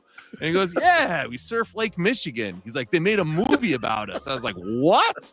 And so we started talking, and then I went and saw his movie. We got drunk at 18th Street Brewery, and it was a good time. So pull that comment back up. Southside Jeff T says the guys that talked 15 minutes on body hair podcasting and stuff. Yeah, but you're still listening, right? See, that's how tough it is. So you can make that enjoyable. People stay on. That's what it's all about. You got to make things interesting. Fun. Talk is cheap, motherfucker. Yep. I'm gonna go. Okay, so a while ago, I told you guys, probably about a year ago, I was like, I'm gonna try this little thing. I went to the dollar store. Everything is $1 on Thursday store, and I bought a bulk items of two specific things, two very different things. One was Nerf darts, and these are the Nerf darts. They were $1 for this. And the other one was a bag of assorted sex toys. There is a butt plug in there, a mouth thing, and I think nipple clamps. Thing. Well, hang on, what's the mouth thing? Ball gag. It's a ball gag. Hold on. Back that up, Chorizy. Back that shit up, bro. Show that bag again. Yeah. Show that bag again, because that doesn't look like it's like factory sealed. That looks like it's a fucking sandwich bag. It's not factory sealed, no, but it's like a sandwich bag. Do you want an enjoyable sandwiches in there, Chorizy. Is that? And then here's the ball gag. Okay. Try it on, see if it's your size. I did it. I already wore it. Remember when I was wearing the Slimer costume? No, I forgot. Let's do it again. No. This Halloween costume is fucking wild, MSS. I can't believe you're wearing that for insane. Halloween. I actually sold the Slimer outfit. So there's somebody who's wearing the Slimer outfit for Halloween in 2025, and I wore a ball gag in it. So anyway, I thought I'd give you a sales update on these products that I have purchased a year ago. Nerf darts, I sold the second set ever today. So I've sold two of these in a year. Two of these in a year. You guys think higher or lower for the sex kit on eBay? Lower. No one's buying that. I'm going to say you have not sold one of those. I agree. I'll say that too. You guys are both correct. I have sold 0 sex kits on eBay. And I don't think I'm even charging that much for it. I think it's like $20 plus shipping. Boys, do you have any ideas of where I should get rid of all these sex toy kits and how I should sell them? Should I sell them on Facebook Marketplace? Should I have Chorizy sell them for me on Facebook Marketplace? All right, look, because apparently she'll deliver things. To I think you just take the loss here and just throw those out. I just think unless you plan to use them yourself, I think it's time to throw them away. I know where you're going right now. You cannot give these away on Halloween. Better or worse? These Frosties or ball gag. Always, you know what, and he knows what trick or treaters really want each. That's a genius of MySoxSummer. He can figure it out. He just knows. He's got a second set. The Frosties were bad enough. Is your mom single? Oh yeah, here, take that. Talk is cheap, motherfucker. Thank God. Incredible. BeefLoaf, what's up? Boys, this is going to be a quick one. Man, Luigi Mangione, back in the news because a story came up on the New York Post that he was in Thailand a few months before the shooting, CEO shooting, healthcare CEO, and he got beat up by 7 ladyboys. Oh, no. Question for you guys. How many ladyboys can you take on before you get your ass kicked? MySoxSummer, you're first. We did 100 gorillas versus MySoxSummer. 7 ladyboys versus MySoxSummer. 6. Where are we at? What's the number? Listen, I would rather fight the fucking gorillas than fight the ladyboys. If there's one person that knows how to fight, it's somebody that's been dressing up like a lady who's a man, and people are trying to kick their ass, potentially kill them at all times. They know how to fight. They know how to fight dirty. They're familiar with the equipment. They know where it hurts. They know where to kick. They know where to do everything. I'm not fucking with no lady boys. I'll take my chances with the gorilla before I take my chances with the lady boy. Okay, that's all. Yeah, I'm with MSS. I ain't putting my life on the line against a fucking sex worker. They put their life on the line all the time, man. It's like they got to know how to protect them. Those motherfuckers. If Luigi looks fit as hell, like he couldn't fend off 7. Oh man, I got no chance against 3. I got no chance against 2. Mike Howard says 4. I was thinking 2. I think I can handle because the size, they're smaller, whatever. Yeah. When you start getting to 3, though, logistically it gets a little tougher now. I'm also getting old. If I was a little younger, how old are we and how old I are could they? whoop 3's ass maybe. Yeah. 4, I think, is pushing it. I think Mike is getting a little aggressive there with 4. I think that's kind of right at the number where you're going to get your ass kicked. That's it. Mike doesn't appear to be like like an MMA fighter or anything. Like I'm not saying he might just be willing to fight dirty. Some people fight dirty and they get it done. That's all. Mike could probably kick my ass. I know what he did previously in work. That's not easy. That's some hard work. That's some. Steve McD says, "Why fight?" That's true. Maybe that was afterwards. Maybe didn't pay. I have no idea. Oh, that's that. I mean, like, baby. That was I saw that headline. I did not read the story, but because I'd rather leave it to my imagination of how this occurred. I don't think I want the details. They don't really give them in the story. It's just kind of a bunch of side notes about the guy from his last year before the murder. I also want to know how they found that out. Where did this information come from? Probably in a letter he wrote to somebody. He's like, you know what? One of my last memories of being outside these walls is getting my ass kicked by 7 lady boys. Can't believe they jumped me. No one tells that. No one tells that story. Or someone had to have seen it happen, right? Is what you're saying, Chorizy. One of the 7 had to tell it. Me and 6 other lady boys kicked his ass. Kicked the shit out of this guy. If I could give you one hit of advice, next time you're down in the Caribbean, make sure you pay for your lady boy for the services, or else you're gonna get famous Caribbean island. Thailand, man. Oh, I didn't know. Sorry, my bad. Listen, man. You should just let it flow, and I'll cut it later. I'm just fucking I'm telling you, the Four Locos hitting right now, kids. So there was one point in the fucking meeting the other night when we Mike says he loses at 4. 3's got confidence. Okay. We're 3 Bourbon Counties in, and I start feeling it, and I'm like, I need to move to fucking Guinness. So I knew I had to get off the bus. Yeah, it was time. But I can't get off the bus because there's another bus waiting. So Senor Chorizy, you probably didn't hear. Senor Sox just got here, and he's probably the best to answer this. How many ladyboys could you fend off, Senor Sox, or have you? Yeah, experience. Luigi Mangione couldn't fend off 7. 7 ladyboys kicked his ass. I think Senor could maybe handle 6 or 7. I think 6 or 7. Yeah, could be. He's a tough guy. He's a big dude, and allegedly decent sized penis. Looks like he can fight. He's very fertile, at least. Depends. Okay, depends. You're only a little drunk. That's right. How long have you been at the Countryside Hooters? It's your first 2 hours. It's the main factor. All right, I think it's time. Where's this guy? Talk is cheap, motherfucker.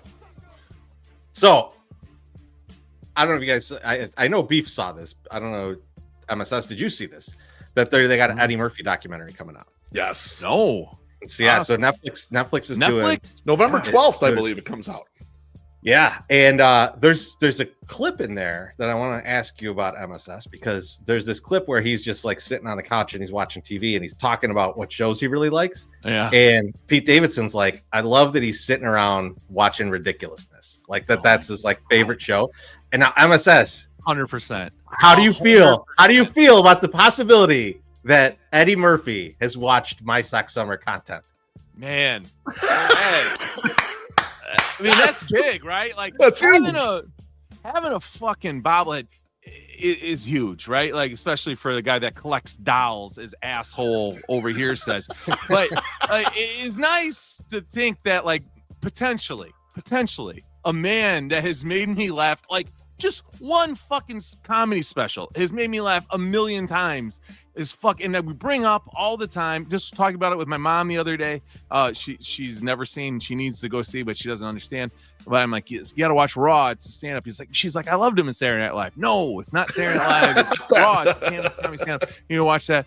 And so, but just to think that maybe potentially a video I shot on my shitty phone, Samsung phone, in the From the 108.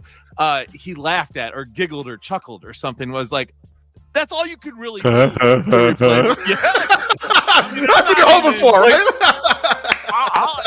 Loaf, honestly, from him, I'd take a or something. You know, like even that would be good enough. But if we get a honk in Eddie, oh shit! Like, I mean, I just have to think of that for the rest. I would never need boner pills for the rest of my life.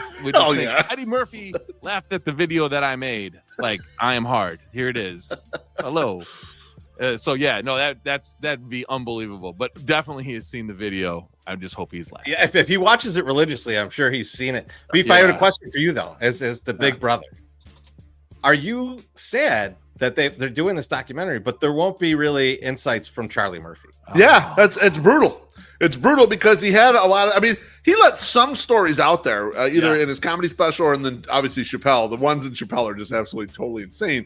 But yeah, there's so much color to be filled in from his perspective on how that all went about, especially Eddie getting so famous so young, right? Eddie's a kid. Eddie's 19 or whatever when he's on Saturday Night Live. It's like, this shit is just like impossible. No one does this. Like, this just doesn't happen. Yeah. And like him being there right by his side and then working his security detail and kind of being there in all the ridiculous famousness. Yeah, I mean, it sucks that we're not going to get a bunch out of him in something like this. I wonder if they have anything though.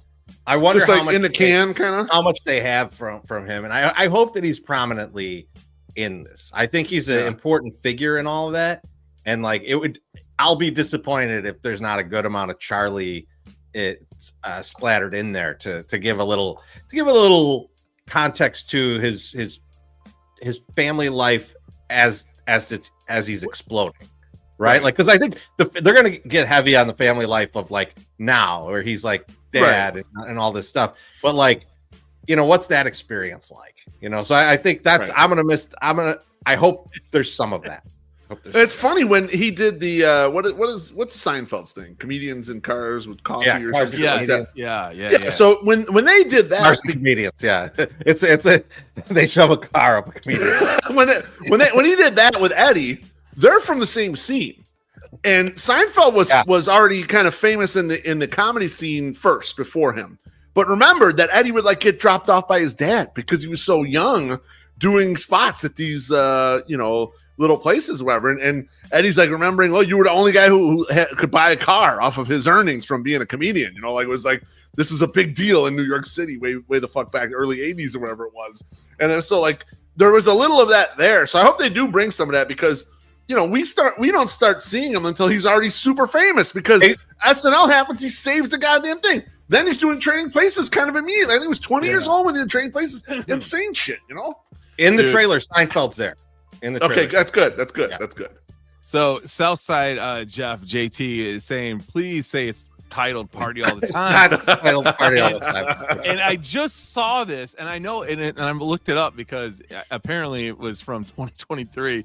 But like when Eddie released that record, he wrote in the liner notes that in the dedication, he's like, to Richard Pryor, my idol, for whom I have $100,000 bet. No, motherfucker, I didn't forget, because he bet Richard Pryor. He's like, I'm gonna release an album a musical album with no jokes, and it's gonna be a hit. And Pryor's like, there's no fucking way that's going to be a hit without you putting jokes on the motherfucker. And he's like, no, I'm going to do it. And apparently he did it. And then he put those in the liner notes. And then Richard Pryor never paid off the bet. Paid. I heard that too. That he never paid. Man, yeah, you know what? Pryor's a welcher motherfucker. Richard Pryor. What you expect out of people. Richard Pryor took $100,000 discount on Harlem Nights. That's what he did.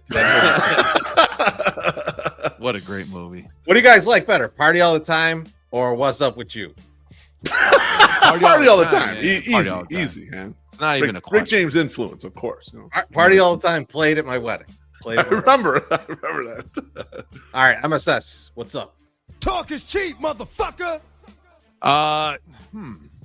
So last week, I think it was last week. Yeah, because it was last week because then we had the discussion with Slim Mick. We pointed out a lot of things that potentially have changed. They're making the Sox either more successful or just not as going to be as successful as we think they're going to be, correct? There's one thing, Loaf, you especially, you know this. Chorizy, you just moved in the neighborhood. You might not know this. One thing we didn't bring up, and it's about I think it was about the end of last season. They finally shut off that goddamn television in the Chi Sox sports grill, right? Like there was a TV on the wall that was on constantly. You would if you walk by there randomly, that shit was on. You would think there were people in there. Yeah. 4:00 in the morning, fucking TV just on. Why? It's fucking November 2nd, right? I'm driving to the mean streets of Sterling, Illinois on Christmas morning. Motherfucking TV's on. Why?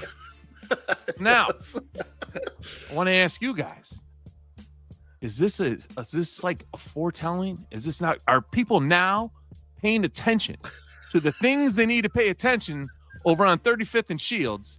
And that's why things turn around? Your thoughts? Yeah, every little detail now being taken more seriously. I like this thought process here at MSS, where it's the little things that are starting to go. And you're seeing that on the field too. You're seeing the little things getting taken care of. And the baseball players having a little more intellect and taking that extra base or making that play that you're like, oh, that was smart of them to do. Just like it would have been smart to shut that fucking TV off 6 years ago. But they left it on that entire time. Maybe someone walking by the street watched it. I have no idea. But you're right. I love this thought process. Are you sure it wasn't a poltergeist? And maybe they got rid of it. Are you poltergeist really like? Are you telling me that this house is clean? Is that what you're trying to say? That they got that little weird lady in, and she took care of shit, and now we don't got to worry about the evil spirits that were haunting us. It was the ghost of Von Calderon. That's what. Oh John man, he can finally rest now that Jerry's selling the team. Died of lead poisoning. Unfortunately, that's a goddamn shame. So, MSS is away for a second, Beef. I had a question for you, and maybe we can talk about this because I was going to tell MSS. Hold on a second. I'm going to speak Italian to BeefLoaf.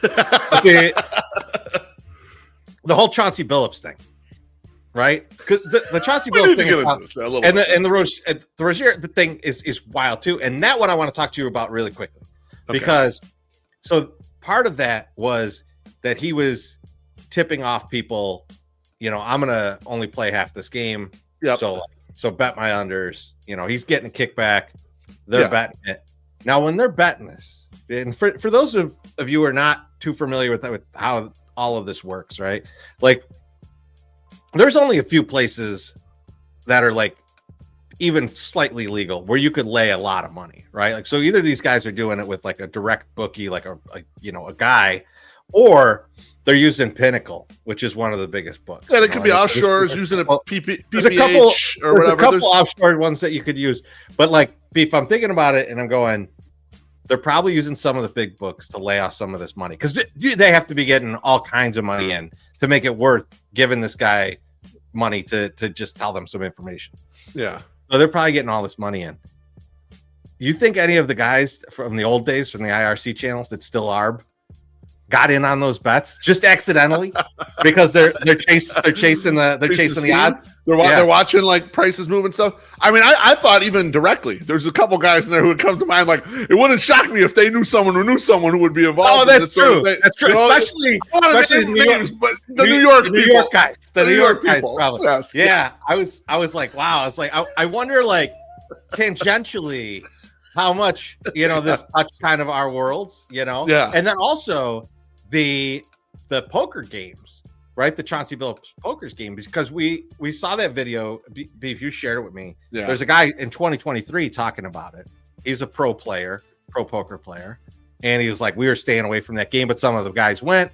Some of them even went back because they're like, oh, this can't be rigged, and these guys were so bad. I got to go back and beat this game, and just got hoodwinked again. I did kind of want to set the table here for that part. So for the poker part. Yeah, so the prop betting thing is really easy for people to understand. Player X is directly involved in his own results. He tells you, better, I'm going to be pulled out of this game. I'm going to fake an injury, whatever the fuck, and you're going to get out of it. The problem with that one, that may sound a little far-fetched, Chorizy, was that they were able to get that much money down. Because prop bets are exceptionally hard to get down on. Almost nobody will let you get down a lot. And if some really weird shit happens, you are never getting down again. I was just saying, your ass is grass. You'll be fucking out of there and you'll never be able to do it again. So that one, the amount that they claimed that they won on that, to me, sounded a little fishy. Yeah. I guess there are ways you can get some shit done, but it sounded kind of far-fetched. Now, the poker game, let's take that as a separate thing. Chauncey Billups is tangled up in the poker game.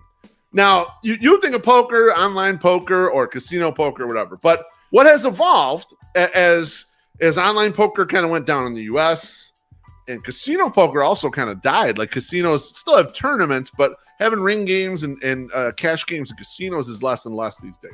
What evolved since then are these private home games. Well, we'll call them private games because it might not be specifically someone's home, but it's at a private facility. And the idea is you get people in for this game, you're going to charge a rake. And what a rake is you collect money from the players to fund the dealers or whatever the fuck, you know. And by doing that, that's illegal. So if we all came to my house, I charge $5 a person for us to play poker in my basement, that is technically illegal. There should be no rake. We should just be playing for the money, and there's no take for the house per se. But what these games also fund is they'll have food that you want. They'll have booze. They'll have fucking drugs. They'll have girls. They'll have absolutely everything that you want. Okay. And one of the things that was being discussed out there was that Chauncey Billups was the person who was going to draw people to this game. And I saw a couple guys made the comment like, I mean, I know he's a good player, but he ain't that fucking famous. Why would I give a fuck if he's at the game? Now, don't think about it like that. That's the wrong way to think about it. I want to let you guys in on a secret. There's a guy that I follow. I used to follow him on Twitter and 2+2 back in the day. He still kind of has a YouTube channel. He's been kicked off of kind of every social media, but his name's Lyman. He talks about in the old days in LA that Jack Haley, who former Bull, former Laker, whatever, he was like Dennis Rodman's handler, fucking degenerate poker player. Okay. He would play every single hand that had a jack in it. Jack deuce, whatever he didn't care. And he would say jack for a jack and play the fucking hand like a fucking lunatic, right? So the reason why Chauncey Billups is a draw is because professional players know Chauncey Billups made $160 million, whoever made in the NBA. So there's your big fish. There's the generator for the game. Oh, some rich idiot's going to play in this fucking game, and we're going to go. And now here's something about professional poker players, especially coming off of the internet era of this.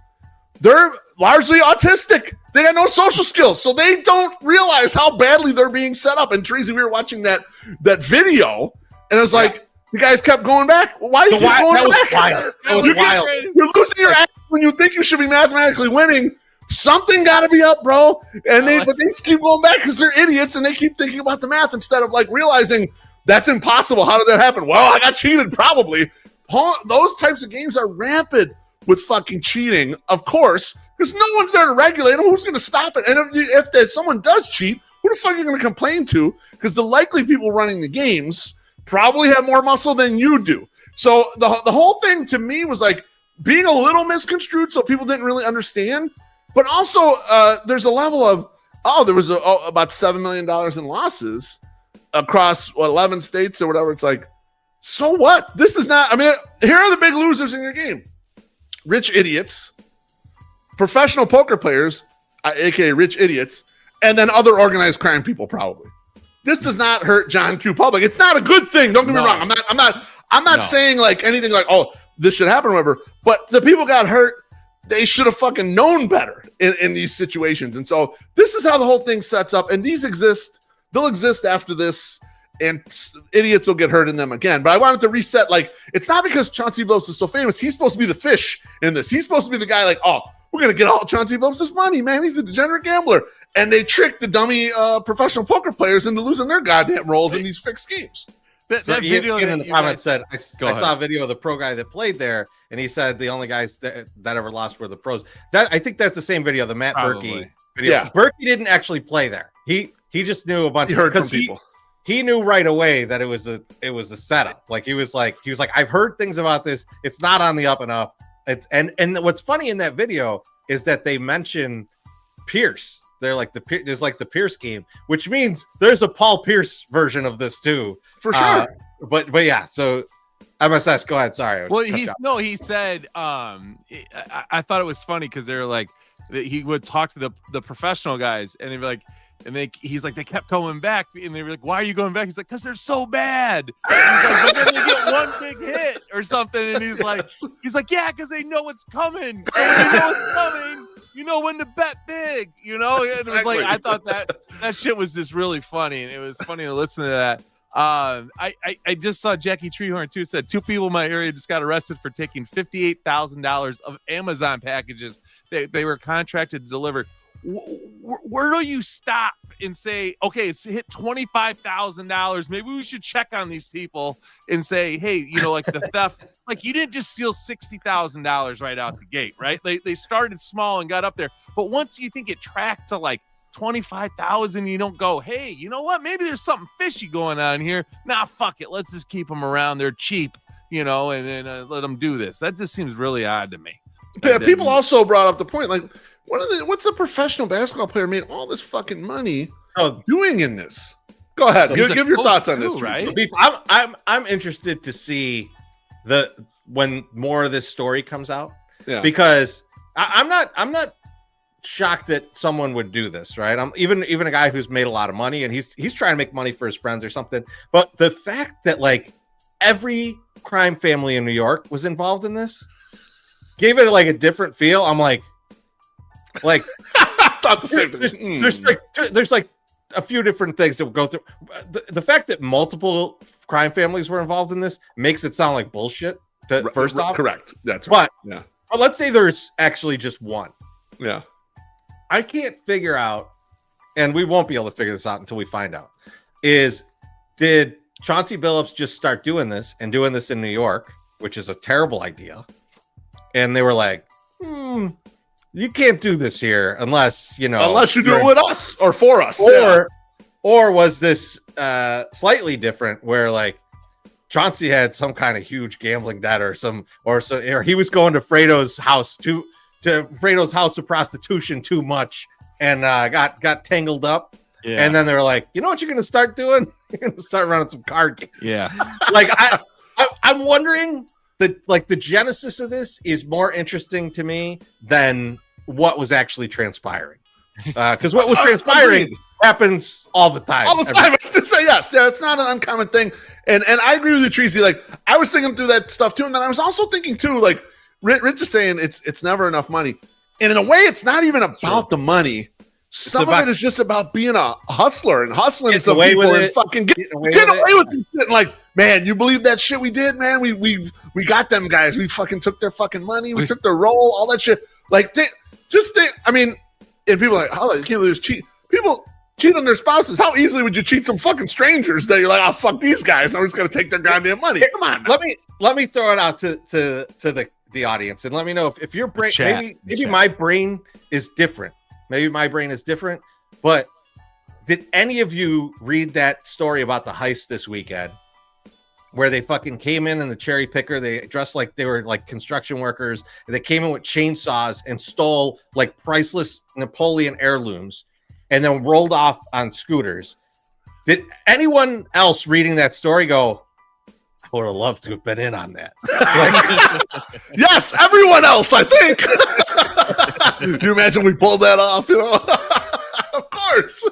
It's a thrill to doing this shit. And it wouldn't even be like, oh, I need that money. It'd be like, I'd be sitting home wearing the crown. Just like, I can't believe we did it. That's awesome, guys.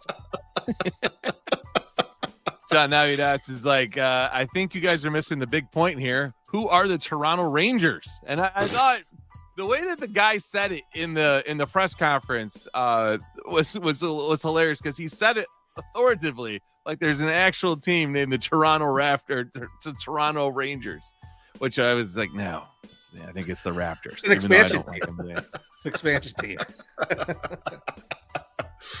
Finally, the NFL is getting a team in Toronto. Talk is cheap, motherfucker. MSS. All right, I'll take it. So, boys, a lot of people steal our shit. You know, we've been doing this for a long time. There's a lot of people that just emulate us and they want to do things. And I understand that when they come through and they do they do flattery stuff. in a way, right? Yeah, it's like, especially podcast related stuff. You know, we had a really good hashtag, though, hashtag 108. It's on your shirt, Loaf. Yes, sir. You know, maybe somebody took a similar idea and put it out there and put it out around. Allegedly. But one thing that I was not expecting to have happen is our guy, Dougie Fresh, become a thrift store guy and start trying to sell stuff on eBay and say how I can't. He's like, this was from a post that I saw on his page called The Bearded Thrifter. Dougie, we know it's you. And you were saying, I can't even hold my newborn son without thinking about the resale value of the cloth that he is swaddled in. And I was like, my man, Dougie Fresh, who I've shared many beers with, not stogies, I wish, but a lot of beers, is now taking the MSS game and starting to sell all the shit that is in his house. Shame on you, fucking Dougie. Shame on you, motherfucker. The disrespect. You can tell it in MSS's face. Other times when ideas that are group ideas get stolen, not as upset. This is his bread and butter right here. You crossed the line right there, is what I'm saying. See, but I think to the people in the comments that were like, when's enough money? This ain't about money, right? Like, there's things that ain't about money. Just showing me what's up. He's like, I have a good city job. I take 7 vacations a month, and fuck you, MSS. I'm gonna do better at your shit too. Don't like it. Don't like it at all. He's be waving that $12 at you too when it gets done. Talk is cheap, motherfucker. Beef. We got to get to this. And I don't know if you guys watched it or not, but I was waiting with bated breath to watch NBA's opening night. Not only because I wanted to check out the Oklahoma City Thunder, who our dear friend Sam Anderson wrote about, and that actually went to the finals game 7 and saw them win the championship. But I wanted to see Mike Tirico interviewing Michael Jordan, because Michael Jordan's coming on weekly, apparently, talk about excellence. And what I got in the first episode of Michael Jordan Excellence was the same old Michael Jordan that says almost fucking nothing about anything. The several minutes that he was on there, all he really did in the whole time was brag about making a free throw that some goofy house owner at the Ryder Cup that he rented the house from made him shoot. And I saw some video of it today. Yeah. It's like, yeah, Mike's shooting the free throw. So Mike bragged about making a free throw at 60 years old or whatever he is, and told us nothing about basketball. Now, Tirico, to me, seemed very uncomfortable. Chorizy, I don't know if you watched it, but at the point where he made it a little too Italian and he just blurted out gabagool, I was a little nervous for him.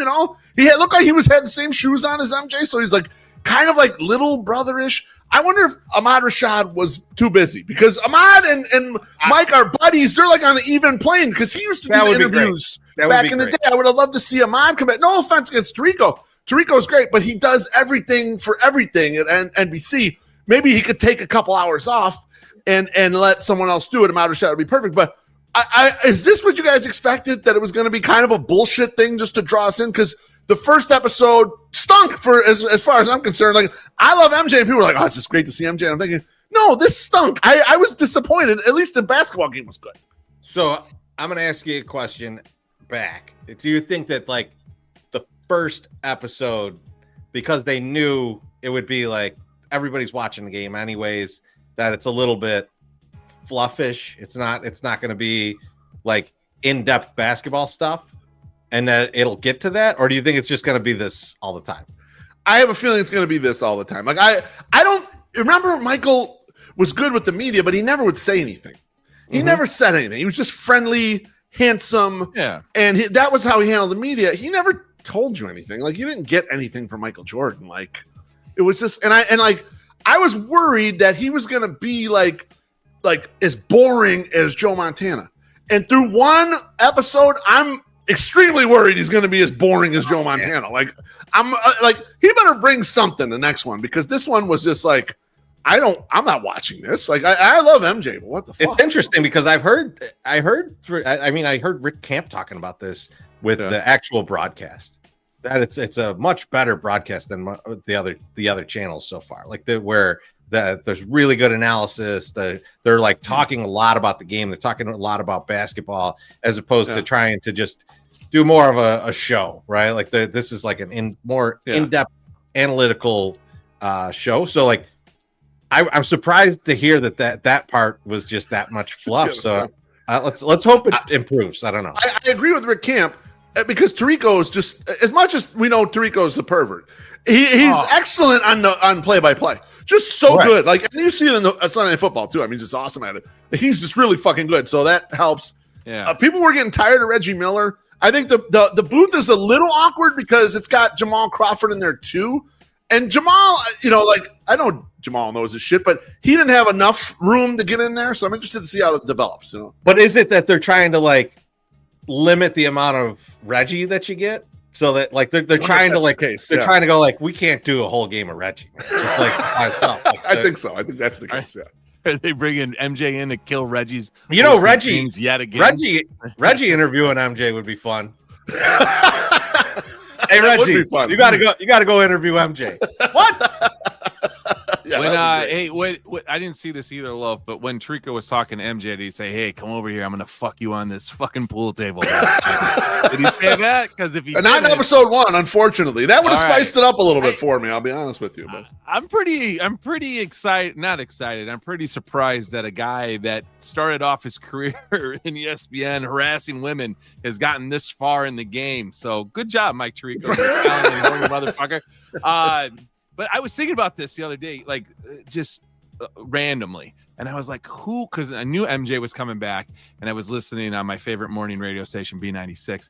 And they were saying they brought back the song. And they played the song. And I was like, yeah, I remember that song. And everyone remembers that song because that was every game was Bulls national game. Like from 91 or 89 until whatever. It was Bulls everything. Yeah. And so I was listening to it and I was like, who would I want to hear?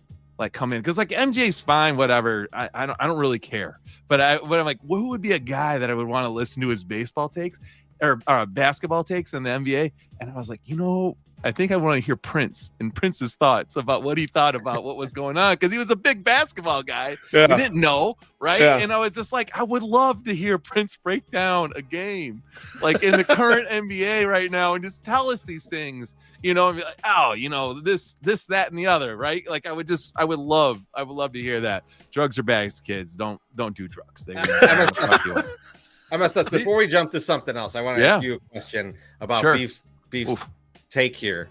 Do you think Beef is angling to get Scottie Pippen into this role?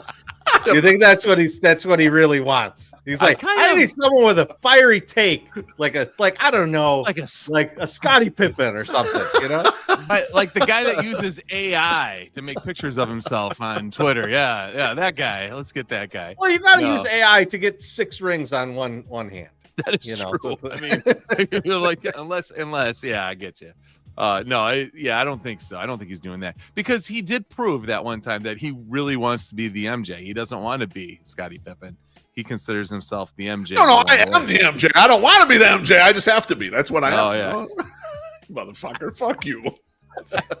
Talk is cheap, motherfucker. The cross you bear. So this week on Sunday we went and saw good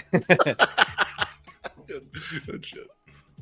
Beef, we went and saw our guys, Eddie, Chief, and White Sox Dave watching the Bears game at O'Toole's. Yep. Unfortunately, our guy, Wizard of Booze, was not there. I did not see him there. Yeah. But still, good times were had. Neither was I. At halftime. Not bad for me.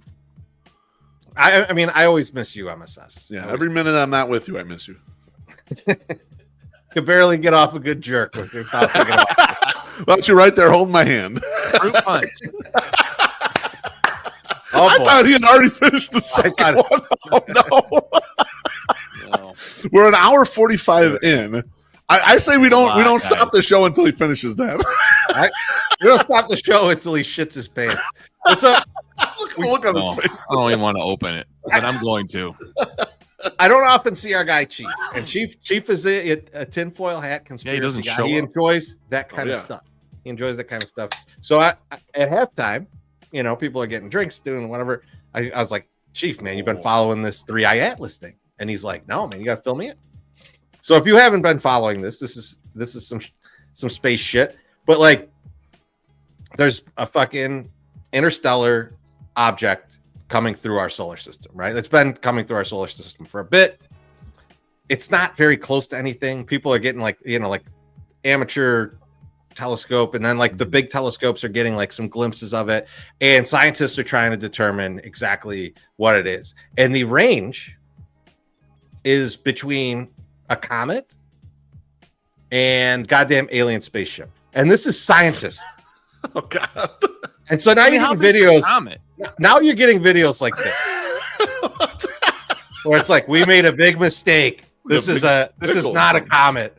This is not a comet. This is a spaceship. And there's motherfuckers going like, well, it's going to come around the sun and it's going to miss, the Earth. We're never really going to get a good look at it. And they're like, unless it's waiting for us on the other side of the sun. Like, there's a lot of goofy shit like that. And as I'm watching all this, I'm ingesting a lot of this stuff, right? And Beef, I told you a little bit about it, like how wild some of the conspiracy ideas are, where they're like, it's changed course just enough that it's going to smash into Mars, but it's on purpose because it's going to set off a new ozone around it and blah, blah, blah. And it's like, that's the plot of Total Recall. And at the end, this guy's going to put his hands on an alien. A guy who looks a lot like Arnold Schwarzenegger is going to put his hand down like this.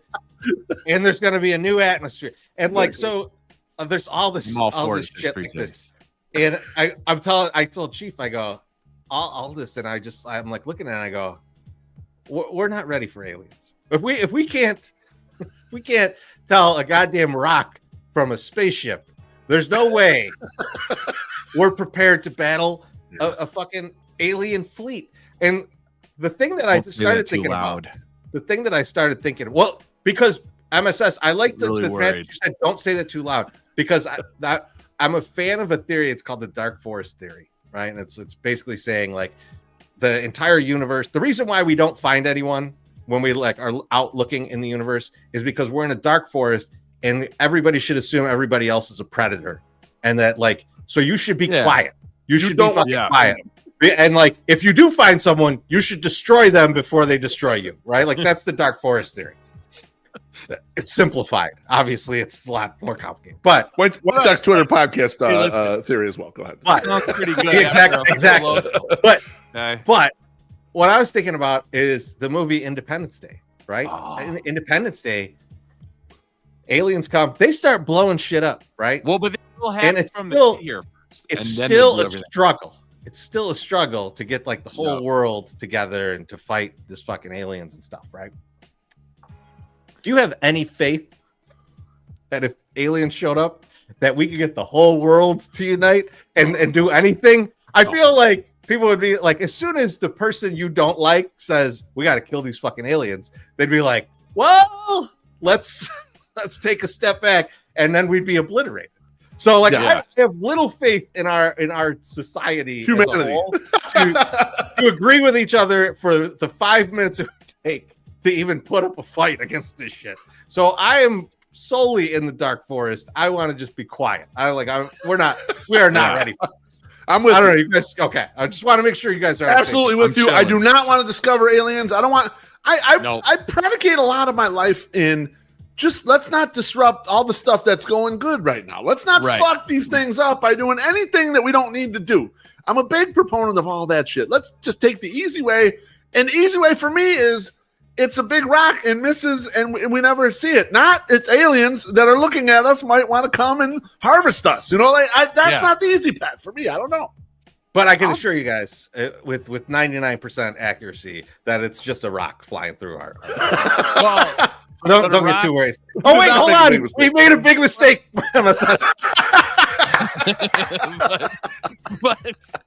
But why does it have windows? Here's another thing. Like, it does have conventional windows. Good point, MSS. I'm with you there. Something's up. Like that we have a very smart alien species, right? That's coming to take over and harvest us, as BeefLoaf says. And they're like, you know what? We're going to disguise this ship as a fucking rock. But you know what we should do? Put some fucking windows on this motherfucker. It's like that is like, and you know what? White trash thing I can think of is like, you need some windows on this bitch. It's like putting a spoiler on the back of your Ford Escort. You know, like there's no reason for it. You don't need to do that. You're like, if you're trying to be incognito, what do you need fucking windows like a 747 on this motherfucker?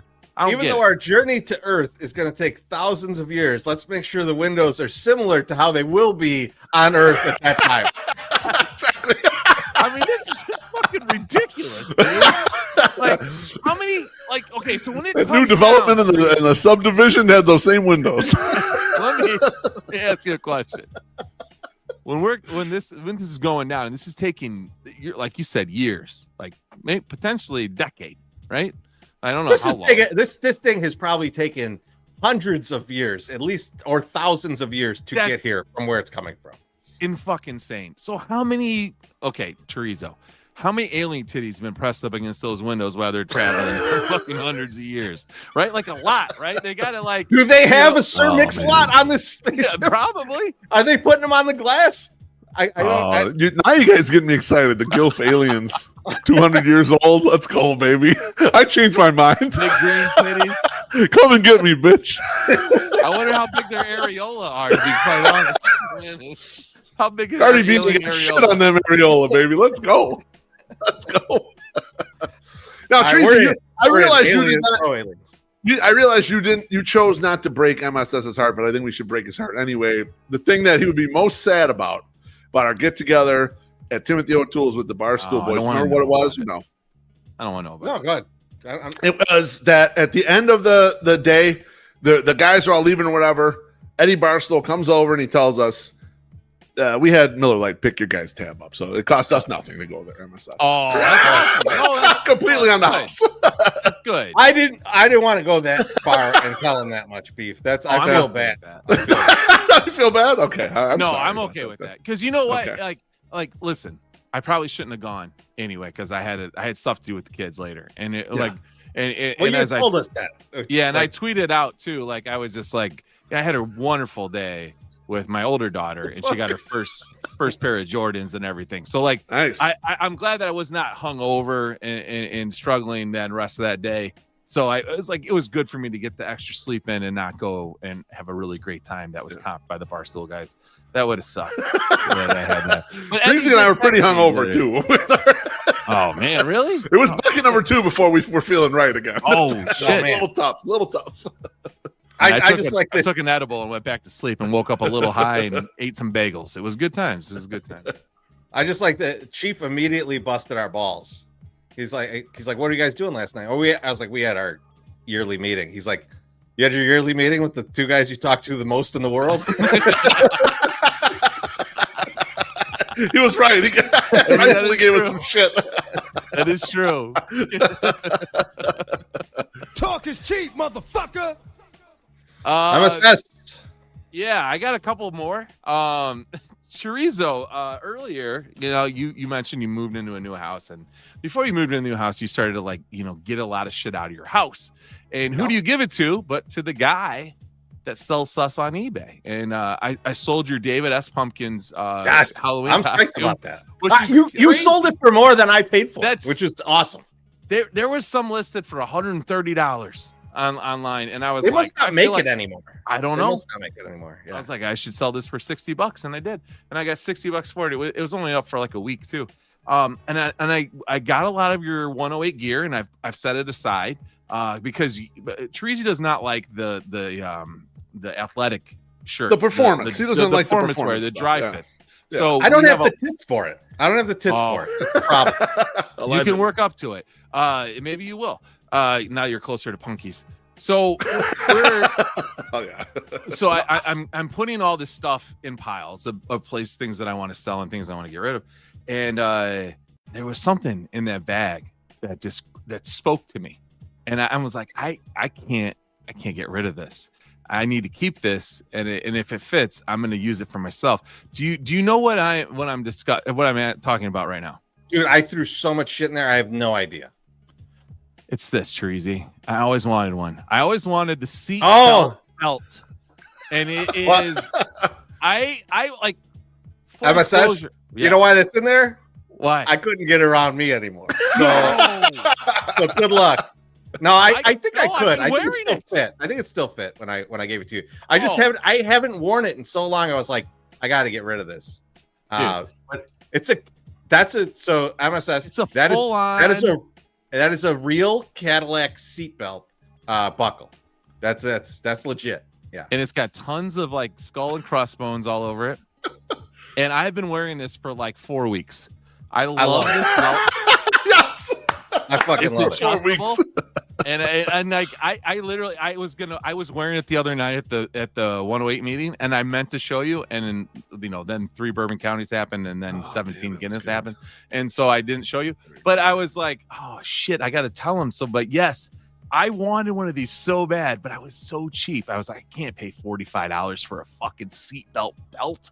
I have a belt. I bought that on eBay like 10 years ago for like $12 or something. I know. So like, I'm glad you enjoy it. But I'm glad you enjoy it because like I'd rather someone enjoy this stuff. That's why I didn't just throw it out.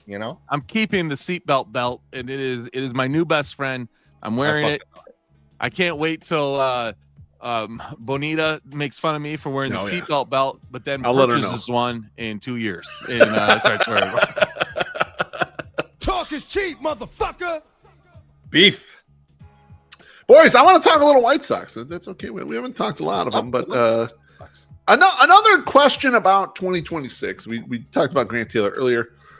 I want to talk about the player I deem that the White Sox best player right now. And that's Kyle Teal. And he's very obviously a catcher, but there's been a lot of whispers. People wanting him to learn left field, wanting him to learn first base. How are you feeling about wanting Kyle Teal to learn another position for 2026? Chorizy, you first, baby. No. No, thanks. He's a catcher. He's a catcher, and he's most valuable catching. If you're the manager and you can't find enough at bats for Kyle Teal, I want a new manager. I don't want Kyle Teal to go to left field. If Edgar Caro is impinging his at bats, that's a problem.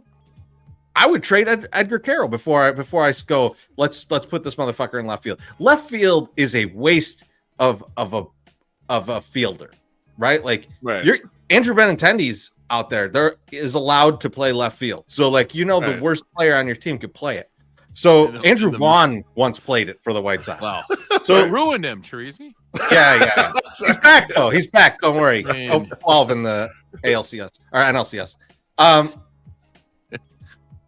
NLDS, sorry, right? Yeah. Yeah. So anyways, NLCS. That was the NLCS. But regardless, I don't want him in left field. Find a big thumper to play left field. Yeah. And get enough at bats for Kyle Teal.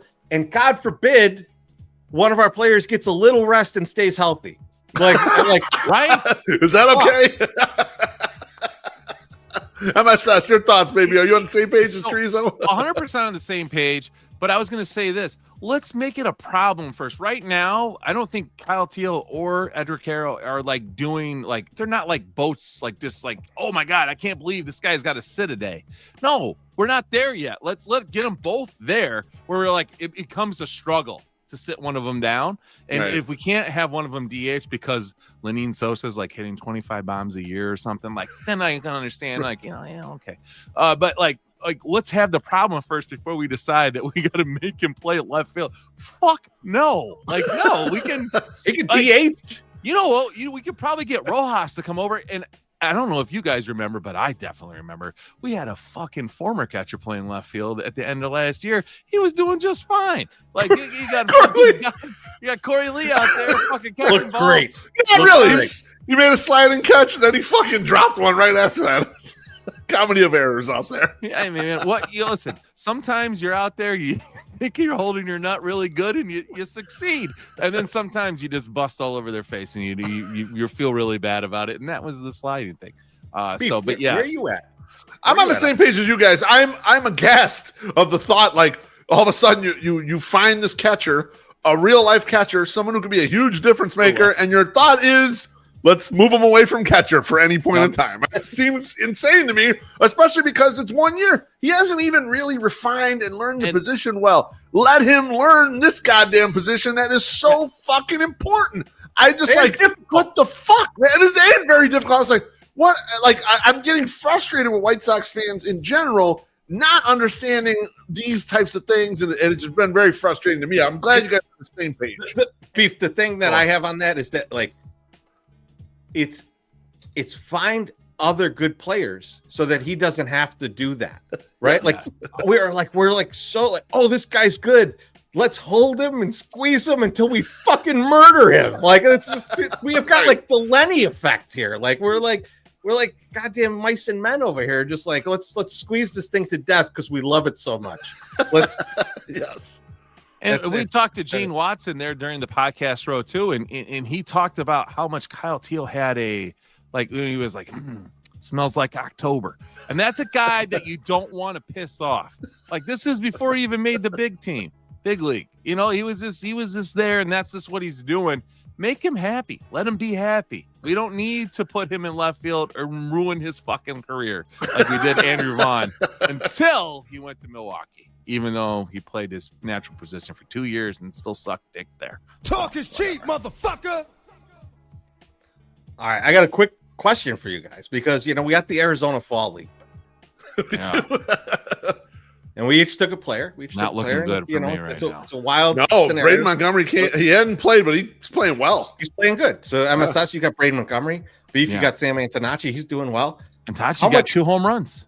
Yeah. How much credit do I get for Ryan Galaney leading the Arizona Fall League in hit by pitches? He's got 4. Wow. He is Man. in only like, well, let me double check this because I want to make sure I got this right. He's had 38 plate appearances. He's been hit by a pitch 4 times. Fucking right, man.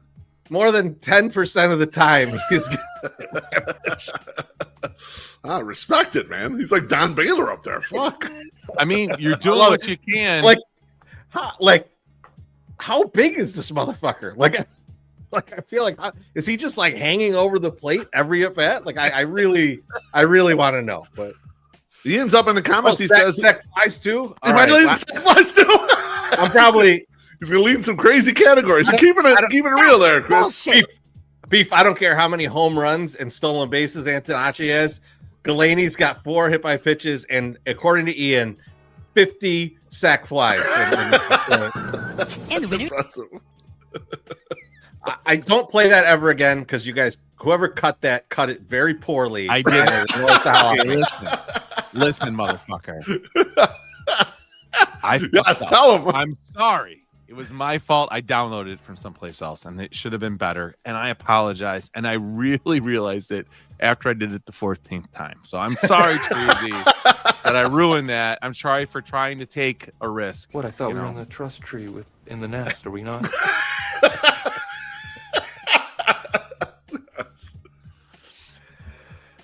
I only got a few things left. I got stuff left. We got 2 things left. And we didn't even play this. Cheap, motherfucker. So I'm gonna do it. So I've talked about this before. I when I grew up and it was like watching movies, I cut my teeth on a lot of weird ass movies. David Lynch was a favorite. I watched Wild at Heart, Blue Velvet, and like this. Older kids in high school were like, hey, you should come watch this movie.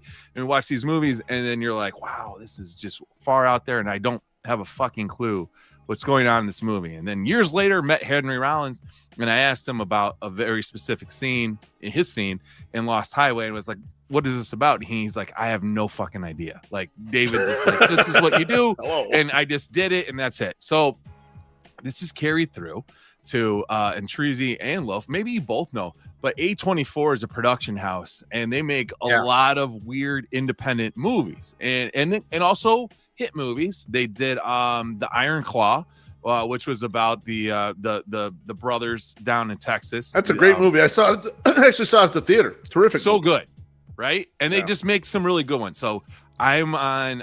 We're cutting the cable, right? After I told you I was going to do it 2 years ago, we're finally doing it.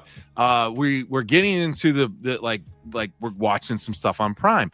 So we watched the John Candy movie on Prime, and I was like, oh, was really fucking good. Like that. Like if you haven't watched it, you should watch it. Eddie, actually, Barstool Eddie, texted me while that was going on, and so we were texting back and forth. I was like, you need to watch this movie. It's fucking great. He was like, all right. And he was asking me some other questions, but anyway.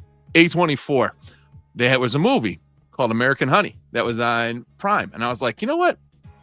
I'm going to watch this because I like everything A24 has done so far. So I'm going to watch it. Now, I don't. First off, the movie's 2 hours and 45 minutes. And I was like, holy shit. I didn't even look at that. And like, I watched the whole movie and I didn't even think that was 2 hours and 45 minutes of my life. But I watched it in 3 sittings. So, but over like a day, right? So now the first 2 settings, I'm by myself. I'm watching it. It's good, and there's some stuff. And it's talking about life. It's about the journey of a kid growing up and stuff and going out and doing stuff. Have you seen it, Chorizy? So like, it's like kids kind of. It's like a very kids-ish movie, right?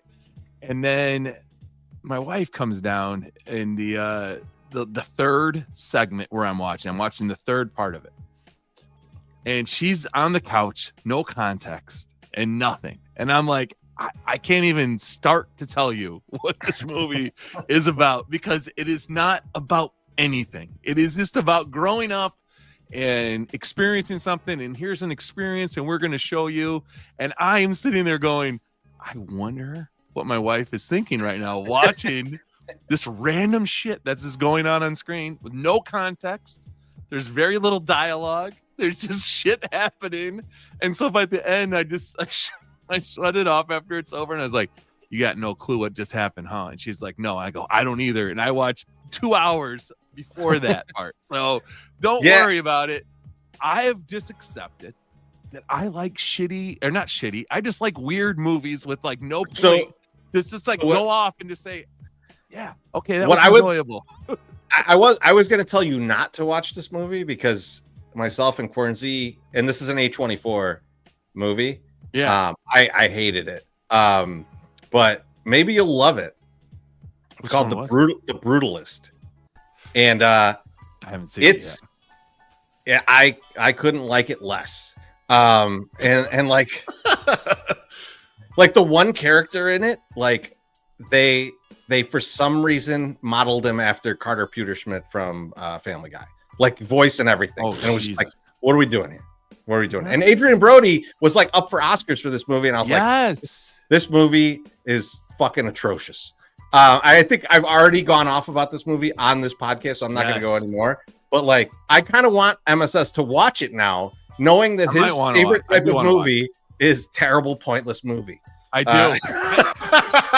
I don't know if it makes me feel smart or something, but you're sitting there. It's like Twin Peaks is the same kind of deal. You're just like, yeah, but Twin Peaks is like mesmerizing, and like the way that it flows, the characters, like it takes you in, and you're like you're confused, but you want to learn more. This movie did not do that for me. Did you watch Lost Highway? I've seen Lost Highway. I don't know what the fuck's going on in Lost Highway. I feel like Lost Highway was the first Lynch movie where he just like jumped off the dock, and you're like, he's like, I'm just not going to have this movie make any sense anymore, and just go with it. Because the other one, that one, and then Mulholland Drive, there was no point to Mulholland Drive either, or I couldn't find the point in Mulholland Drive. There was just not a natural way of storytelling. It was just very odd. But I enjoyed the shit out of it. David Lynch is weird, man. But he had some stuff, man. Like, and rest in peace, man, because I really like that guy. So Filoni's with me on The Brutalist. Yeah, talk is cheap, motherfucker. I gotta go pee. Speaking of that, so Beef, I saw this article, and it was like on like the places, the college places that you need to see, like or whatever. And me and you didn't go away to college, right? Like I went to Lincoln Park, right? Like so. which is it was a little culture shock for me, but nevertheless, I was not out of my own city. I could take the bus home. Like it was not a big deal. Easy. But I'm always intrigued by like what do they? Oh, Jackie Treehorn's already on it. What are these places? What are the big things there? And one of them was the University of Delaware, the piss wall. What? So this is at like their stadium, and like this is a trough in the back. And so for people that are listening to this, basically I'm looking at it. You're walking into basically a room, and the three walls are just straight walls. It looked like going down, but the bottom half of the wall, water pours down, and then there is like a tiny, like kind of like recessed piece where you're pissing on the wall and it's flowing under there. But you're basically, I mean, with 50 guys in there pissing, it's got to be like fucking up to the soles of your shoes, right? Yeah, like, the stench in there. And then how far back are you standing? Like, oh man, when you got a trough's different because you got it can go down. This is just straight at a wall. Like you got to stand back. You can't. You're gonna get big splashback on that. Oh, this is nasty. A fucking disgusting scene. And like, I want to know from you guys because you know we've been a lot of places. We go to like a lot of music venues over our years. What are some of the wildest bathrooms you've ever been in, or just in general, like gross bathroom stories? Because I'll start by saying like. I remember the Reader used to do every year that like the worst bathroom in Chicago, and it was always the Pontiac. Like right, you know, remember the Pontiac? It was like right by the double door. It had like the big outdoor area, and then there was like the little kind of a small place with the bar.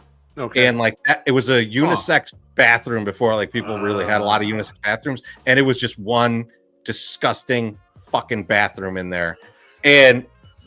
The story that always was told was that there was a guy pissing in the alley and the cops rolled up on him and he's like, I'm going to show you the bathroom of the place that I was in and you're not going to give me a ticket. And they showed him and they're like, you're good. Don't. The alley was a better choice. It's funny you bring up the double door because this is what I was going to say. Funny ass bathroom scene was we were at a show and I don't remember if you were probably there too, Treasy, but I happened to go to the bathroom with Polish with extra onions. We went at the same time. And the line is so fucking long. And even when you're starting to get in there, the line's long. And Polish is like, he's like, B, fuck this, man. Watch this. He pulls up and he just starts pissing right in the garbage can that's in the bathroom. Right? He's taking a piss there. So we're laughing about that shit or whatever. People are laughing as they go by. Next time we go to the bathroom, a line had formed behind the garbage to piss into that because they like this idea. They're like, "Fuck it, man, we're gonna pee in there too." That was Local H Halloween show. The Halloween show. Okay, that's what it was. Yeah, nice. Okay, well, those were awesome shows. They are awesome shows. That was the year the Las Vegas did Foghat, and so everybody had a 30-minute set. Las Vegas came out, did Foghat. They played 2 songs. Yeah. That was great. Full 30-minute set, 2 songs. It was fucking awesome. But yeah, people were pissing in that garbage can. I was waiting for the sink to become a bathroom. I was really worried. Yeah, it was about to go there. I've definitely been at places where sinks have become bathrooms, like have become a urinal. So I've had that happen. But I would say the nastiest, and I don't even think this is all that shocking. But we were getting ready to go see Bad Religion at the Riv. And we were drinking in our dorm rooms at NIU, and we were just drinking like whatever beers we could get our hands on. We were also drinking some Jägermeister. And so when we're driving in, as soon as we passed the tollway, I'm like, I have to take a piss. I got to pee. And we pull over right after the toll booth, and there is a Porta-John right there. And I open up the door to go into the Porta-John, and I look, and there, like above, like hovering over the seat, is like a big pile of shit. Oh. And I'm just like, really, I'm gonna piss myself if I don't piss, so I have to pee. And this is when they have the urinals on the side of the Porta-John, so you can't even piss there. You just gotta go over the top. I have to literally piss on top of the shit, so I pissed on top of the shit that's on there, and then I get back in the car, and smoking probably. Yeah. And I'm like, guys, I don't know how this person even took this shit because it was above this, like, how did like squatting up and like this shit. God bless that person, I don't man. know what's My going goodness. on here. I don't know, man. They tried out for Cirque du Soleil the next day. It's fucking magic is what it is, fellas. But yeah, that was probably one of the nastiest ones. The places I remember the most probably that had like really weird bathrooms. So was Beef. You remember the Big Horse? The Big Horse was down the street from the Double Door. It was like a burrito place, and then in the back they did shows. Like Ida Klein would play up there once in a while, and like their bathroom was like a mosaic tiled wall that came out to be a trough, but it wasn't at your feet. It was like a normal urinal level, but it was still weird. You're like pissing on a wall. And then the Mutiny. Remember the Mutiny had that gigantic urinal. The urinal was the size of a fucking coffin. It was ridiculous. And like, and it was Skylark's urinal is pretty big. Skylark is like that. Skylark's well, just like that's that. Florida. Yeah. Huge, right? Yeah. But the that's what we had in high school. The fucking Mutiny one had width to it too. It's like you and a friend could be pissing in there. But like, those are for the big gents. The big gents. That place was awesome. That was an awesome place to play, the Mutiny, because when you played there, you know, like how usually like a place will be like, oh, you get like 2 drink tickets. They gave you unlimited mini pitchers of beer. So like you'd just be like, you could only get draft beer. So it's just, I think it was PBR and old style that you could get. And it was like, and yeah, like you were just like, you're just chugging from a mini pitcher all night. Yes. Which, hey, it's not like you got to go play a show or anything. No. But yeah, those are some of my some of the bathrooms that way better than the piss wall. But nevertheless, you know, talking cheap, motherfucker. Guys, I'll say this: the fruit punch for Loco, while better than the watermelon, delicious, still not good. How do I get through 24 ounces of another one and still taste this and go, this is horrible? Like, it's got to be pretty ripe and pretty gnarly anyway. How many ounces are you into that can? Well, I'd like to know real quick before you go half, to the next like maybe half. Oh, nice. Okay, you're right here. Good work. Okay, right I'm like third, maybe a third. Yeah, it's about 8 ounces. All right, sounds good. I think we missed some drinks. Let's do those. Jack, okay. We didn't get this one. Oh right? shit! No, we did not do this one. No. Which one of you is running the marathon on behalf of White Sox charities? None of us. None of us. No. But cheers. Thank you, Jackie. I did volunteer, although it didn't end up happening time wise. I was going to run the 5K at the White Sox thing, but it didn't line up. So we next time we get a chance to, I'll train and run the 5K. I'm not running the fucking marathon. Mike Downey called you a pussy because you didn't have enough weeks to train for the 5K. I got to train a little bit. I'm fat. You know, I'm fat. And I have a sedentary job. All right. Well, you're also asthmatic. You could die. We don't want you to die. I'm not going to die. I'll stop before I do that. But no, that's true. And JT says, "Get Loco, MSS." Oh, bless you, JT. Yeah, they're dominating in the comments. Who's up? Probably. I only got one more thing, so if you want me to do it, I'll do it. Beef, how many more you got? Like 7? A bunch. Yeah, I got. Beef, you go ahead. Beef. All right. Friend of the show, friend of the 108 for a long time. Father Zoe returned to White Sox Twitter, White Sox podcasting this week on Monday night. I tuned into. I did a bunch of the Pinwheels and Ivy show. You did too, MSS to catch him coming back.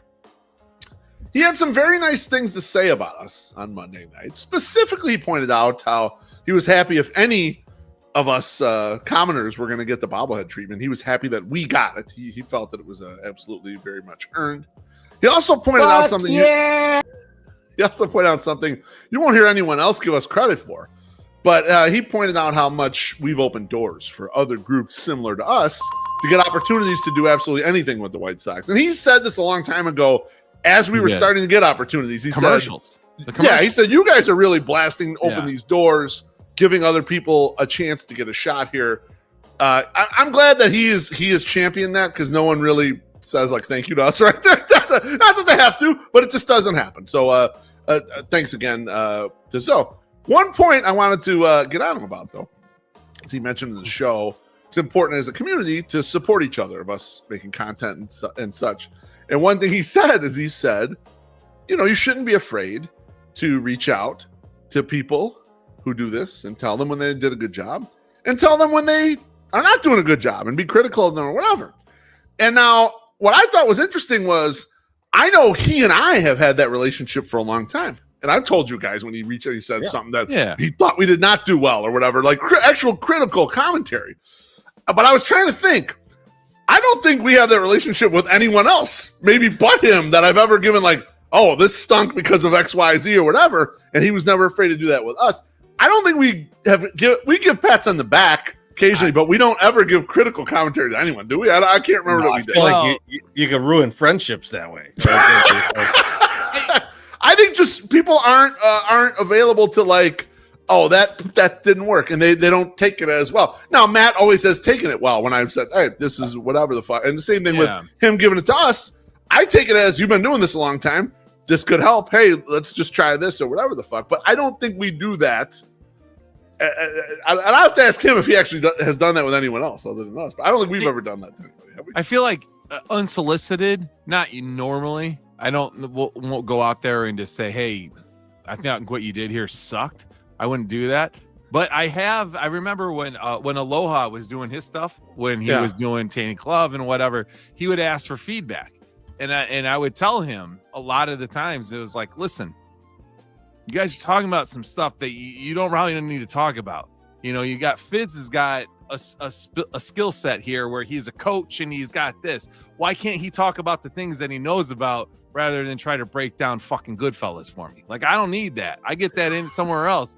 Like, why don't you talk about the things that he, is whatever. So like, I feel like because he asked me, I would do that, but I would never go to him and say, dude, Fid's telling the 37th joke in 87 seconds. Like, no, like, let's stop. Like, he doesn't need to be doing like, whatever. Like, I'm really getting a lot of Fid stuff. I know. Please ask for some notes. He give no notes on his shit. Like, no, but one of the things that, and I don't remember exactly, I probably didn't do this, but like, he had like, Aloha has a very in-depth knowledge of baseball. Like he knows a lot of shit. Like he knows a lot about the history of baseball. He knows a lot of stuff. Like, you gotta work that shit in. And then also his collection. And he's done that too. And I didn't give him the idea, like, hey, you should do this collector's corner. But it's like, talk about the shit that you got. Like, you got a ton of shit, man. You should show this shit off. So yeah. Yump says that never happened. Oh, you told me I suck, but yet we are here. Well, that never happened. The fuck that happened. That's not true. That's not true. He did one, like Yump did when he was doing some like he's doing something, and I was like, your voice is fucking weird. Stop doing this weird voice. Like, so maybe MSS does give critical feedback. I don't really. I will say, since Yump is in the comments, I will give a pat on the back. So good. I will give a pat on the back. Yump is doing the 31 Days of Horror again. Holy fuck! I'm always in awe of that. He's like the fact that he's on like year 5 of it or 4 of it or whatever. Do that. Like that's so many fucking impressive. Yeah, that's dedication.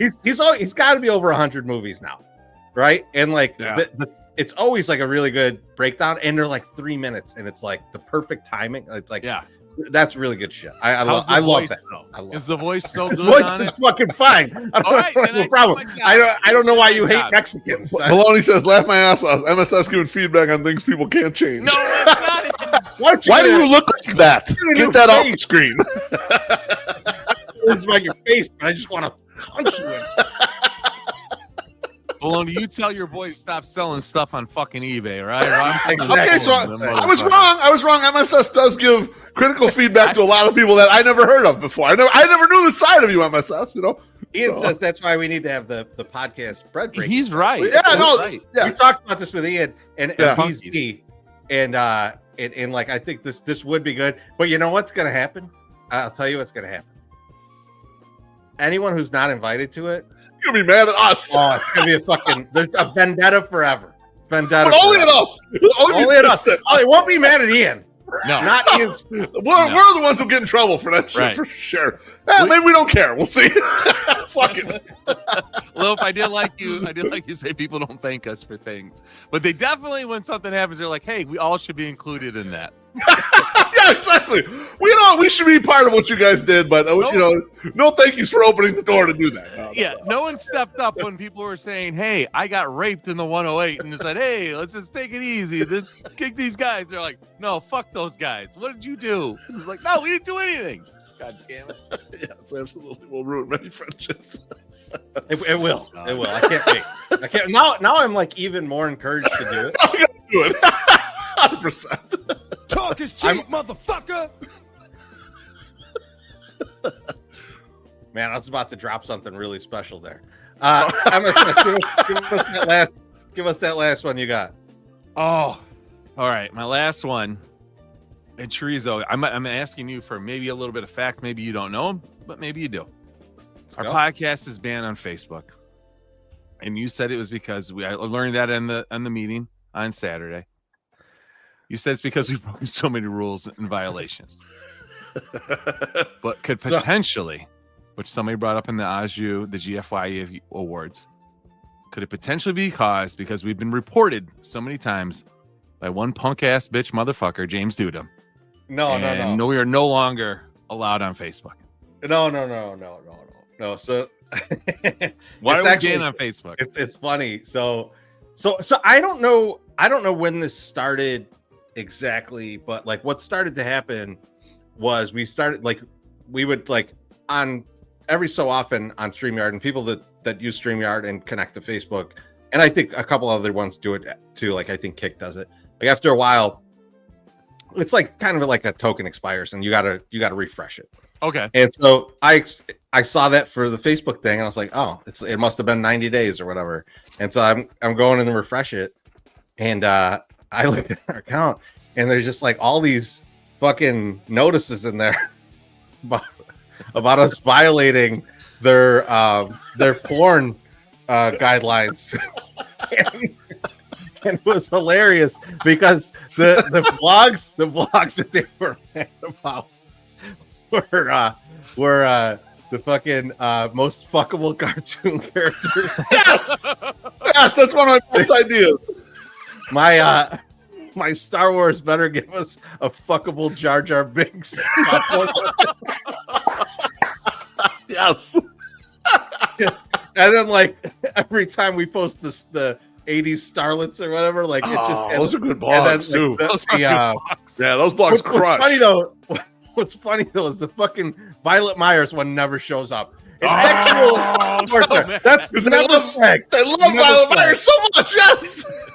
Violet Myers is okay with us using her. That's investigative journalism, Chorizy. That's why that doesn't show up.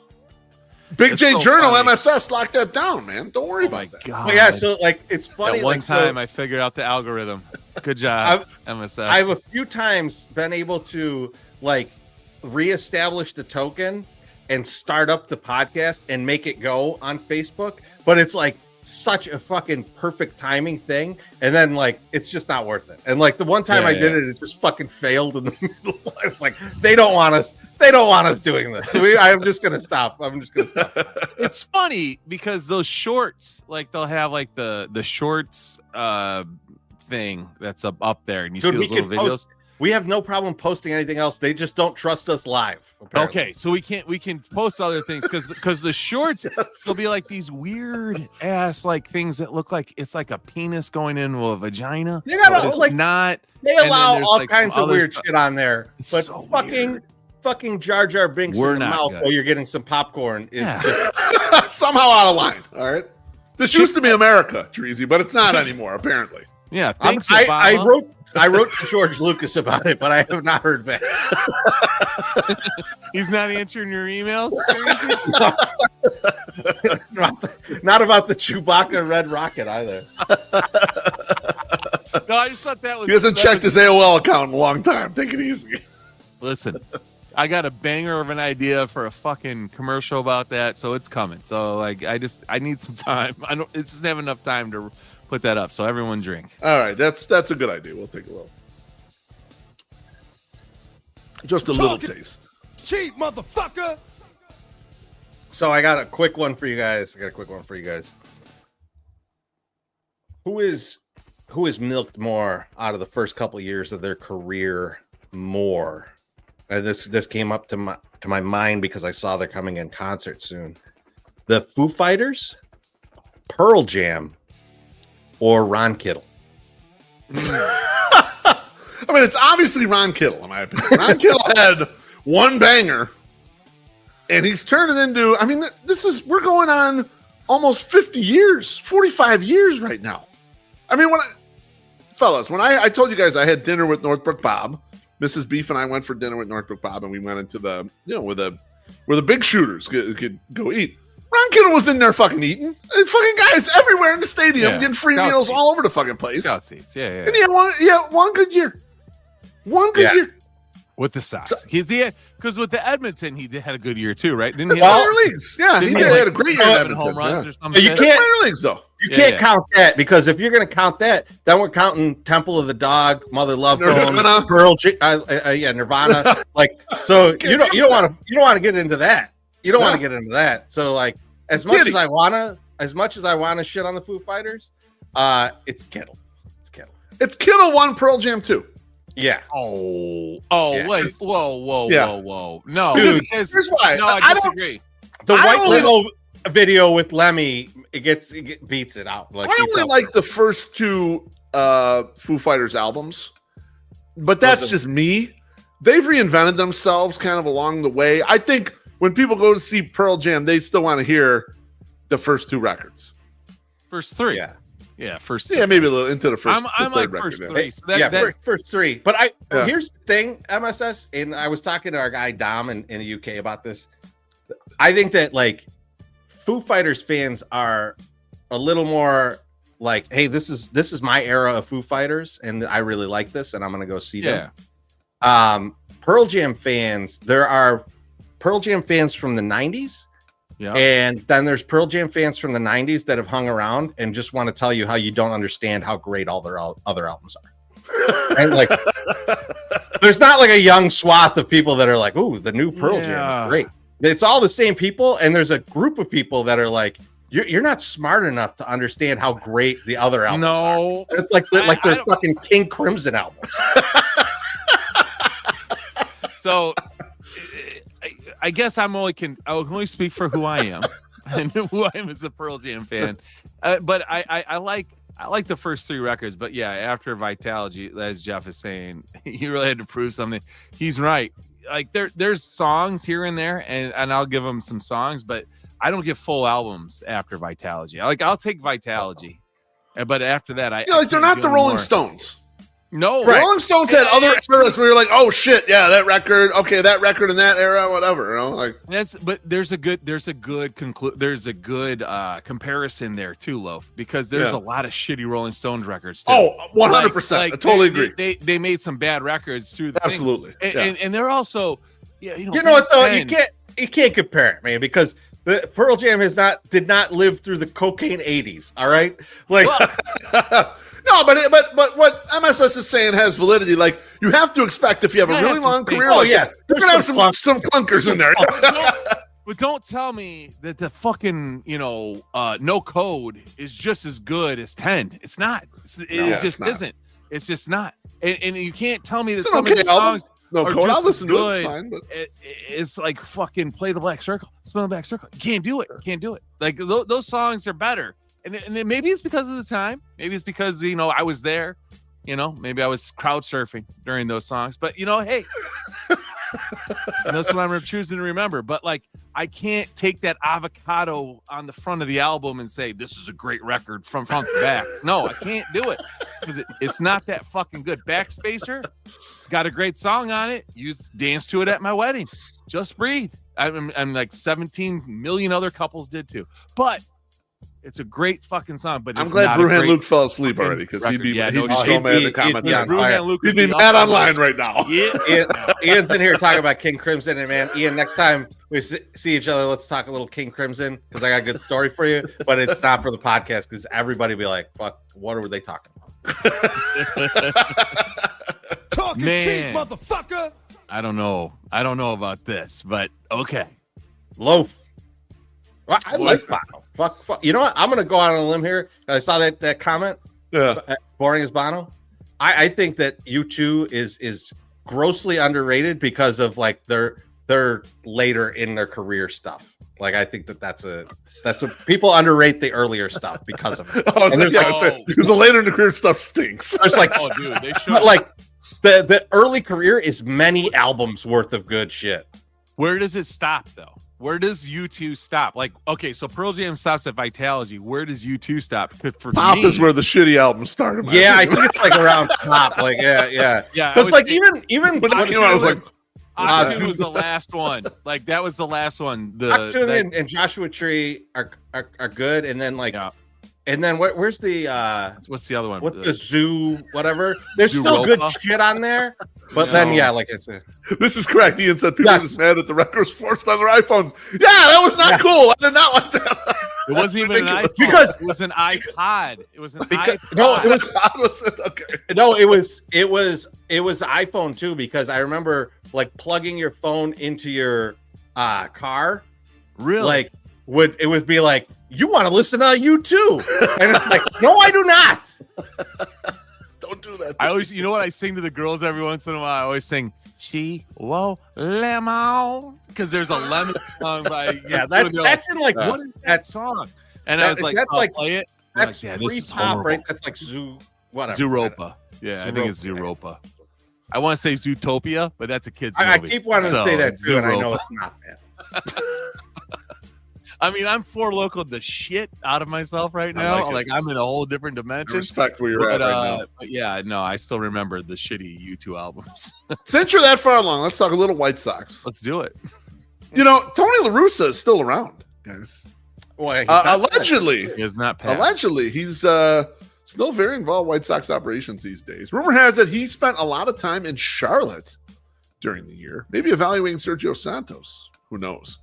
But my question, I guess my question for you guys is, do you think his involvement is akin to like Hesh Rabkin in Sopranos, where he's like a trusted advisor to Getz, helping him navigate, helping him get stuff passed with Reinsdorf? Or what do you think he's really up to out there? I mean, is he part of the Jerry Whisperer part of this? Like where like that's what I wonder. Or is it is it maybe a little bit different? So let me throw a different scenario at you of where this could be Tony and his involvement. Jerry, if I were Jerry, I would feel swindled by Rick and Kenny, right? Like especially Rick, right? Like where he kind of believed their story, he believed all that stuff, and now he's in a situation where, you know, this is the end of the road for him with the White Sox, right? Yep. He's kind of lining up the succession plan right now, and he just doesn't want that to happen again. And he's like, I trust this guy. I like, if anyone I trust to tell me like this is going the wrong direction, or you know, I'm being foolish again, I'm believing too much in these guys. He's putting Tony in that position. And I think if I'm looking at myself, like there's people in my life that I would like, if I felt like this doesn't feel right, I'm nervous about this, I would ask certain people in my life to be like, double check this for me. Yeah. And maybe a sanity check for him, a little bit of a sanity check. That's just what Tony is, because maybe he feels like he got in over his head in the last regime. And he, like, as much as we talk, Jerry's cheap, right? Jerry did spend a lot of money in that regime for Jerry, not for like, you know, like normal owners, but like for Jerry, he put a lot out there. There's a big expenditure into that team, and you know, he's looking at like, hey, do I want to? If I'm going to do that again, I at least want one of my guys in there eyeballing this to make sure it's okay. Do I believe Tony La Russa is that guy? I don't know. Like I don't know what the fuck he's doing, but like I would understand it if that's what was what he was doing. Loaf, you have a company, you hire people. let's say one of your respected colleagues is older, maybe a guy that taught you a lot and treated you well, and he still wants to work. Maybe he had a bad run at the tables. He lost a lot of money and he needs to continue to make some money, and you're sympathetic to that, so you're like, hey, come back. Maybe it was a drinking problem with sangria, and like he can't drive around Arizona or something. But anyway, like, hey, who's the judge? Okay, so everyone has weaknesses. So like, we all have our things. So like, let's just say that you're still like the head of the company, you're head of your division or whatever, and the guy still wants to work. So you're like, hey, I want to bring him in. We got the money, we're doing good. Like, the company's fine. Like, it's a good business to be in. But I don't need this guy fucking up the shit that's actually mattering. So why don't I put him on a special assignment and put him down, like maybe at something low, right? Like, but like something that he has to pay attention to, and you'll take him seriously. You'll take his input seriously, but it's like it can't affect my job and what I'm doing now at the major level. So let's put him in the minor level and let him say, hey, what do you think? And like, and maybe you take his advice, maybe you don't, but like at least you listen to him and you treat him nice, and you're respectful to the man in the final years of his life, his career, whatever. This is not my read of this at all. He's throwing it like that. I had to look it up to make sure I was saying it right, because like I wanted to like phrase this properly, like the translation, but there's a thing in Japan, and I'm not going to try and pronounce what it's called. Oh no! But it translates to. It translates to old man who does nothing in companies. Like they have they basically like an elder who's like it's a thing of respect. Like he's been with the company for 50 years, and like it's like you still come to work every day, be part of the culture of here, but like you don't have to do anything. Just hang out. Just hang out. Just scroll Twitter on your wait, am I that guy?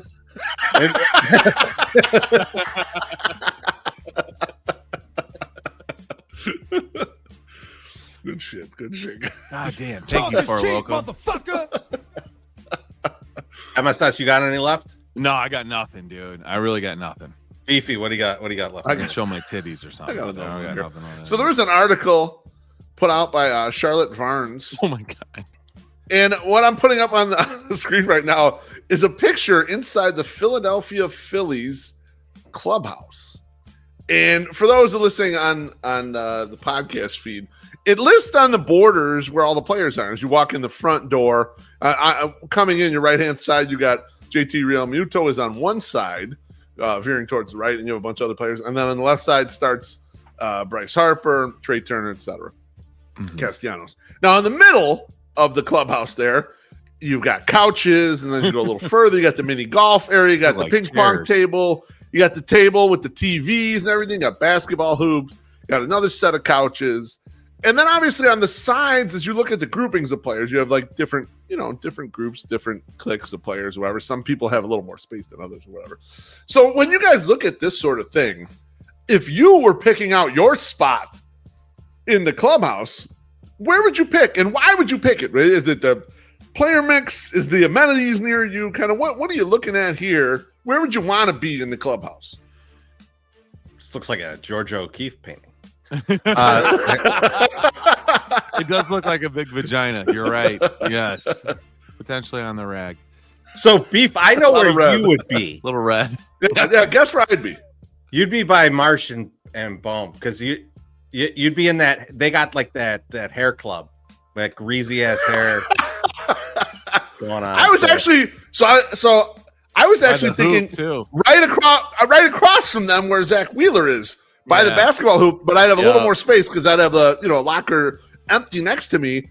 Yeah, so that general area is where I would want to be. I'm not into the golf or the ping pong or any of that shit. The hoop being close to me would be great. That's where I'd want to be. I think I'd be at one of the ends, and the reason is that like every other place, there's an additional annoyance going on right next to you. Right, the mini golf, someone's fucking hitting the ball into your fucking locker. Yep. Ping pong table, definitely. That's a fucking nightmare.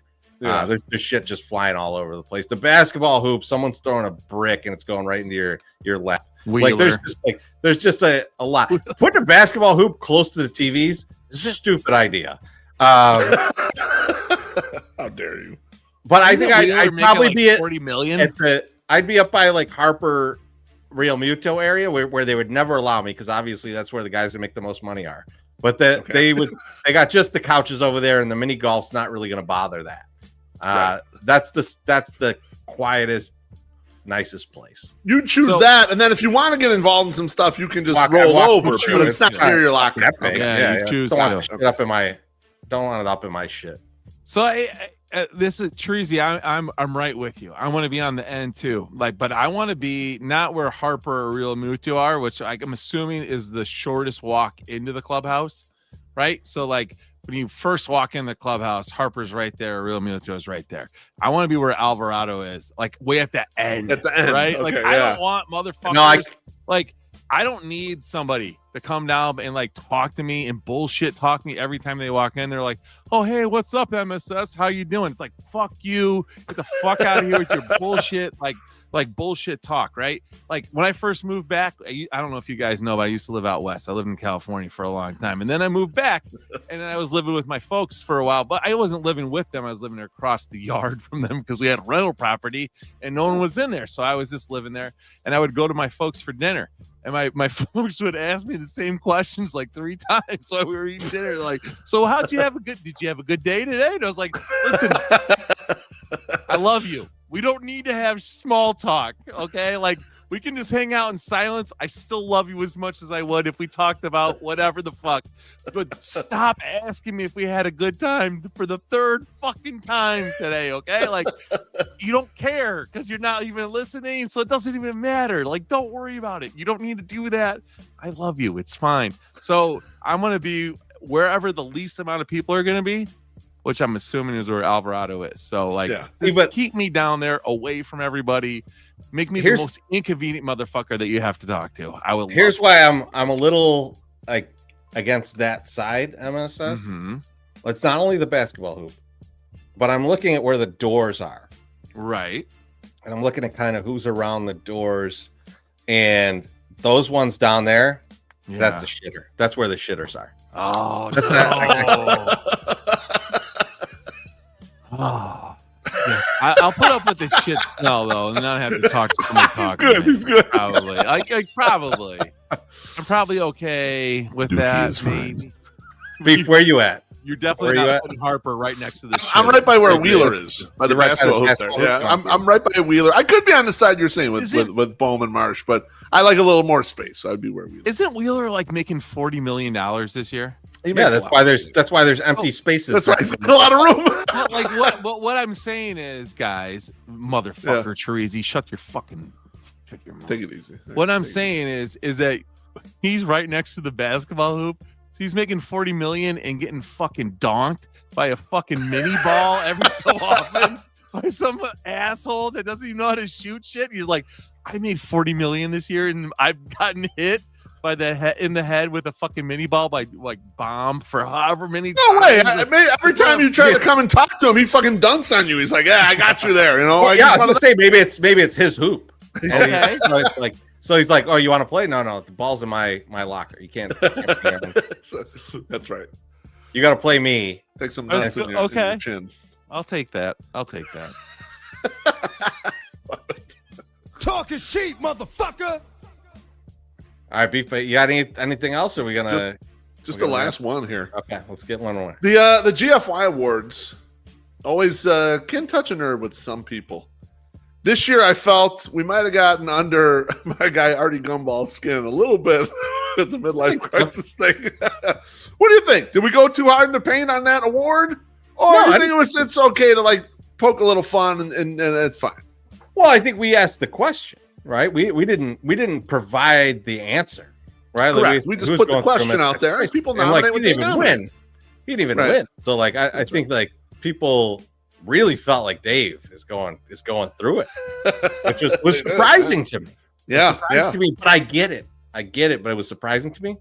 But I think Artie took a little there. But you got to look at the things that you associate with a midlife crisis, right? And it's like the fancy car, right? It's like clubbing when you're like over 40, right? Like those are kinds of things that you associate with a midlife crisis. Now, Artie's argument is, hey, I've been doing this since I was 30, but that's midlife you're getting into. Yeah. So I get it, but like I also get why Artie's a little bit like, hey man, he was miffed. I'm just having fun.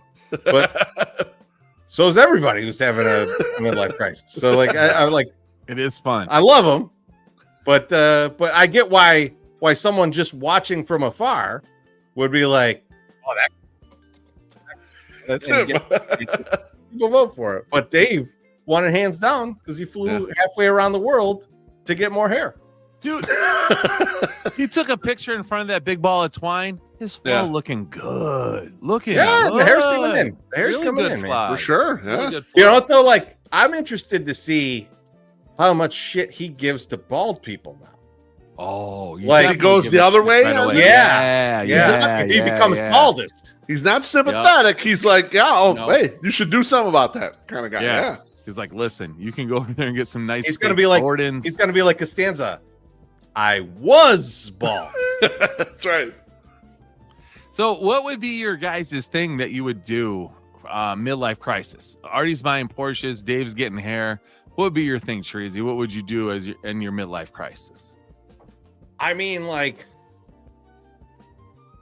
I don't know. I don't think I would become like a guitar collection guy like that, because that's kind of in my vein. I think that could be a thing, but like, I think it would be more like the timeshare in Vegas. Okay. Kind of, like that. Yeah. Like that kind of thing. Like, well, I got to go out there. I got a timeshare. So I better make it, 6 times a year, or otherwise I'm losing money. So like, not that I'm losing money. Losing money by not going to Vegas. Not going to Vegas. I'm losing Imagine money. that. That's the kind of bullshit midlife crisis logic that I could see myself kind of getting into. Loaf, what about you? I mean, I could totally see the summer home becoming like the necessity that I absolutely need. I don't do cars. I don't do a lot of this shit. I don't have a lot of fancy stuff. Maybe I would start like really hiking up the level of wine that I was drinking, like to a level where it's like nuts. Right now, it's already probably too high for my whatever the fuck I am. But like hiking it up like a motherfucker and being like really wanting for certain bottles, and it's like, bro, you got plenty of good stuff. Don't fuck it. You don't need that bottle of wine, like that type of shit. I could totally see like lots of bottles you would never actually drink. Right, where I'm just kind of showing off with the fucking bottle. Like me and MSS come over and you're like, oh, check out this bottle, and we're like, I don't know what the fuck that is. Exactly. No, that congratulations. Don't worry about it. You can't drink it anyway. We're never drinking it. You can only look at it, but only this one time. Don't look again. Don't ever look at this again. Don't put a fucking fingerprint on there, motherfucker. It cost me like $3. Don't touch it. Oh, I can't touch. Can I look at it? No, you can't even look. Can't even look at it. I wonder, because you guys definitely, I feel like that's an appropriate answer because neither one of you really is materialistic, from what I can tell. Like it's never been like, hey, look at this really nice shit I have. It's never been that way, and I don't even have a job, so like I can't say like, hey, this is what I'm gonna do with all this money that I have. But I wonder sometimes that like if I just get in like these little things that are like midlife crisis things, like I just bought that that poster from a concert that I wasn't at, for like $60, and I'm like, I probably will never hang this up.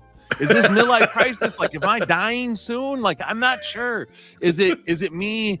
Drinking 4 Locos for a fucking podcast? Like, I probably shouldn't be drinking these. Like, is that midlife? Probably not. But you know what it probably is? One of these days I'm gonna do some drugs and it's just gonna be a really bad thing. Oh man! like, hey, a relapse. Let's go, baby. I'm like midlife guy. I've never had a problem with the sniffies or any of that stuff, but like I'm gonna do it once and I'm like, oh no, here it is. Like Ron Washington trying coke for the first time when he's like 57. Guys, we did it. We did it. We got the porn bots. The porn bots are in here. Extreme boo. Hell yes. Hell yeah. We almost made it to 3 hours, fellas. Yeah, we're out of steam right now. I don't think we're gonna Talk is cheap, motherfucker. gonna quite get there. But hey, great show, a lot of fun. Good. We'll talk to you all very soon. I finished this, by the way. Have a great weekend. Have a couple Four Locos. We'll talk to you later. In the city of Chicago, back in the day, there was a ball player. They called him Jizz. They said playing for the White Sox, he had a certain flair. He hit 69 home runs, man, that ain't fair. He swung that bat like a wild tornado storm. Every time he stepped up and smashed it, it was the norm. The ladies in the stands, they couldn't help but stare. The legend of Alejandro Jizz spreading everywhere. Ooh, Alejandro Jizz got the magic touch on the field. He was a kid.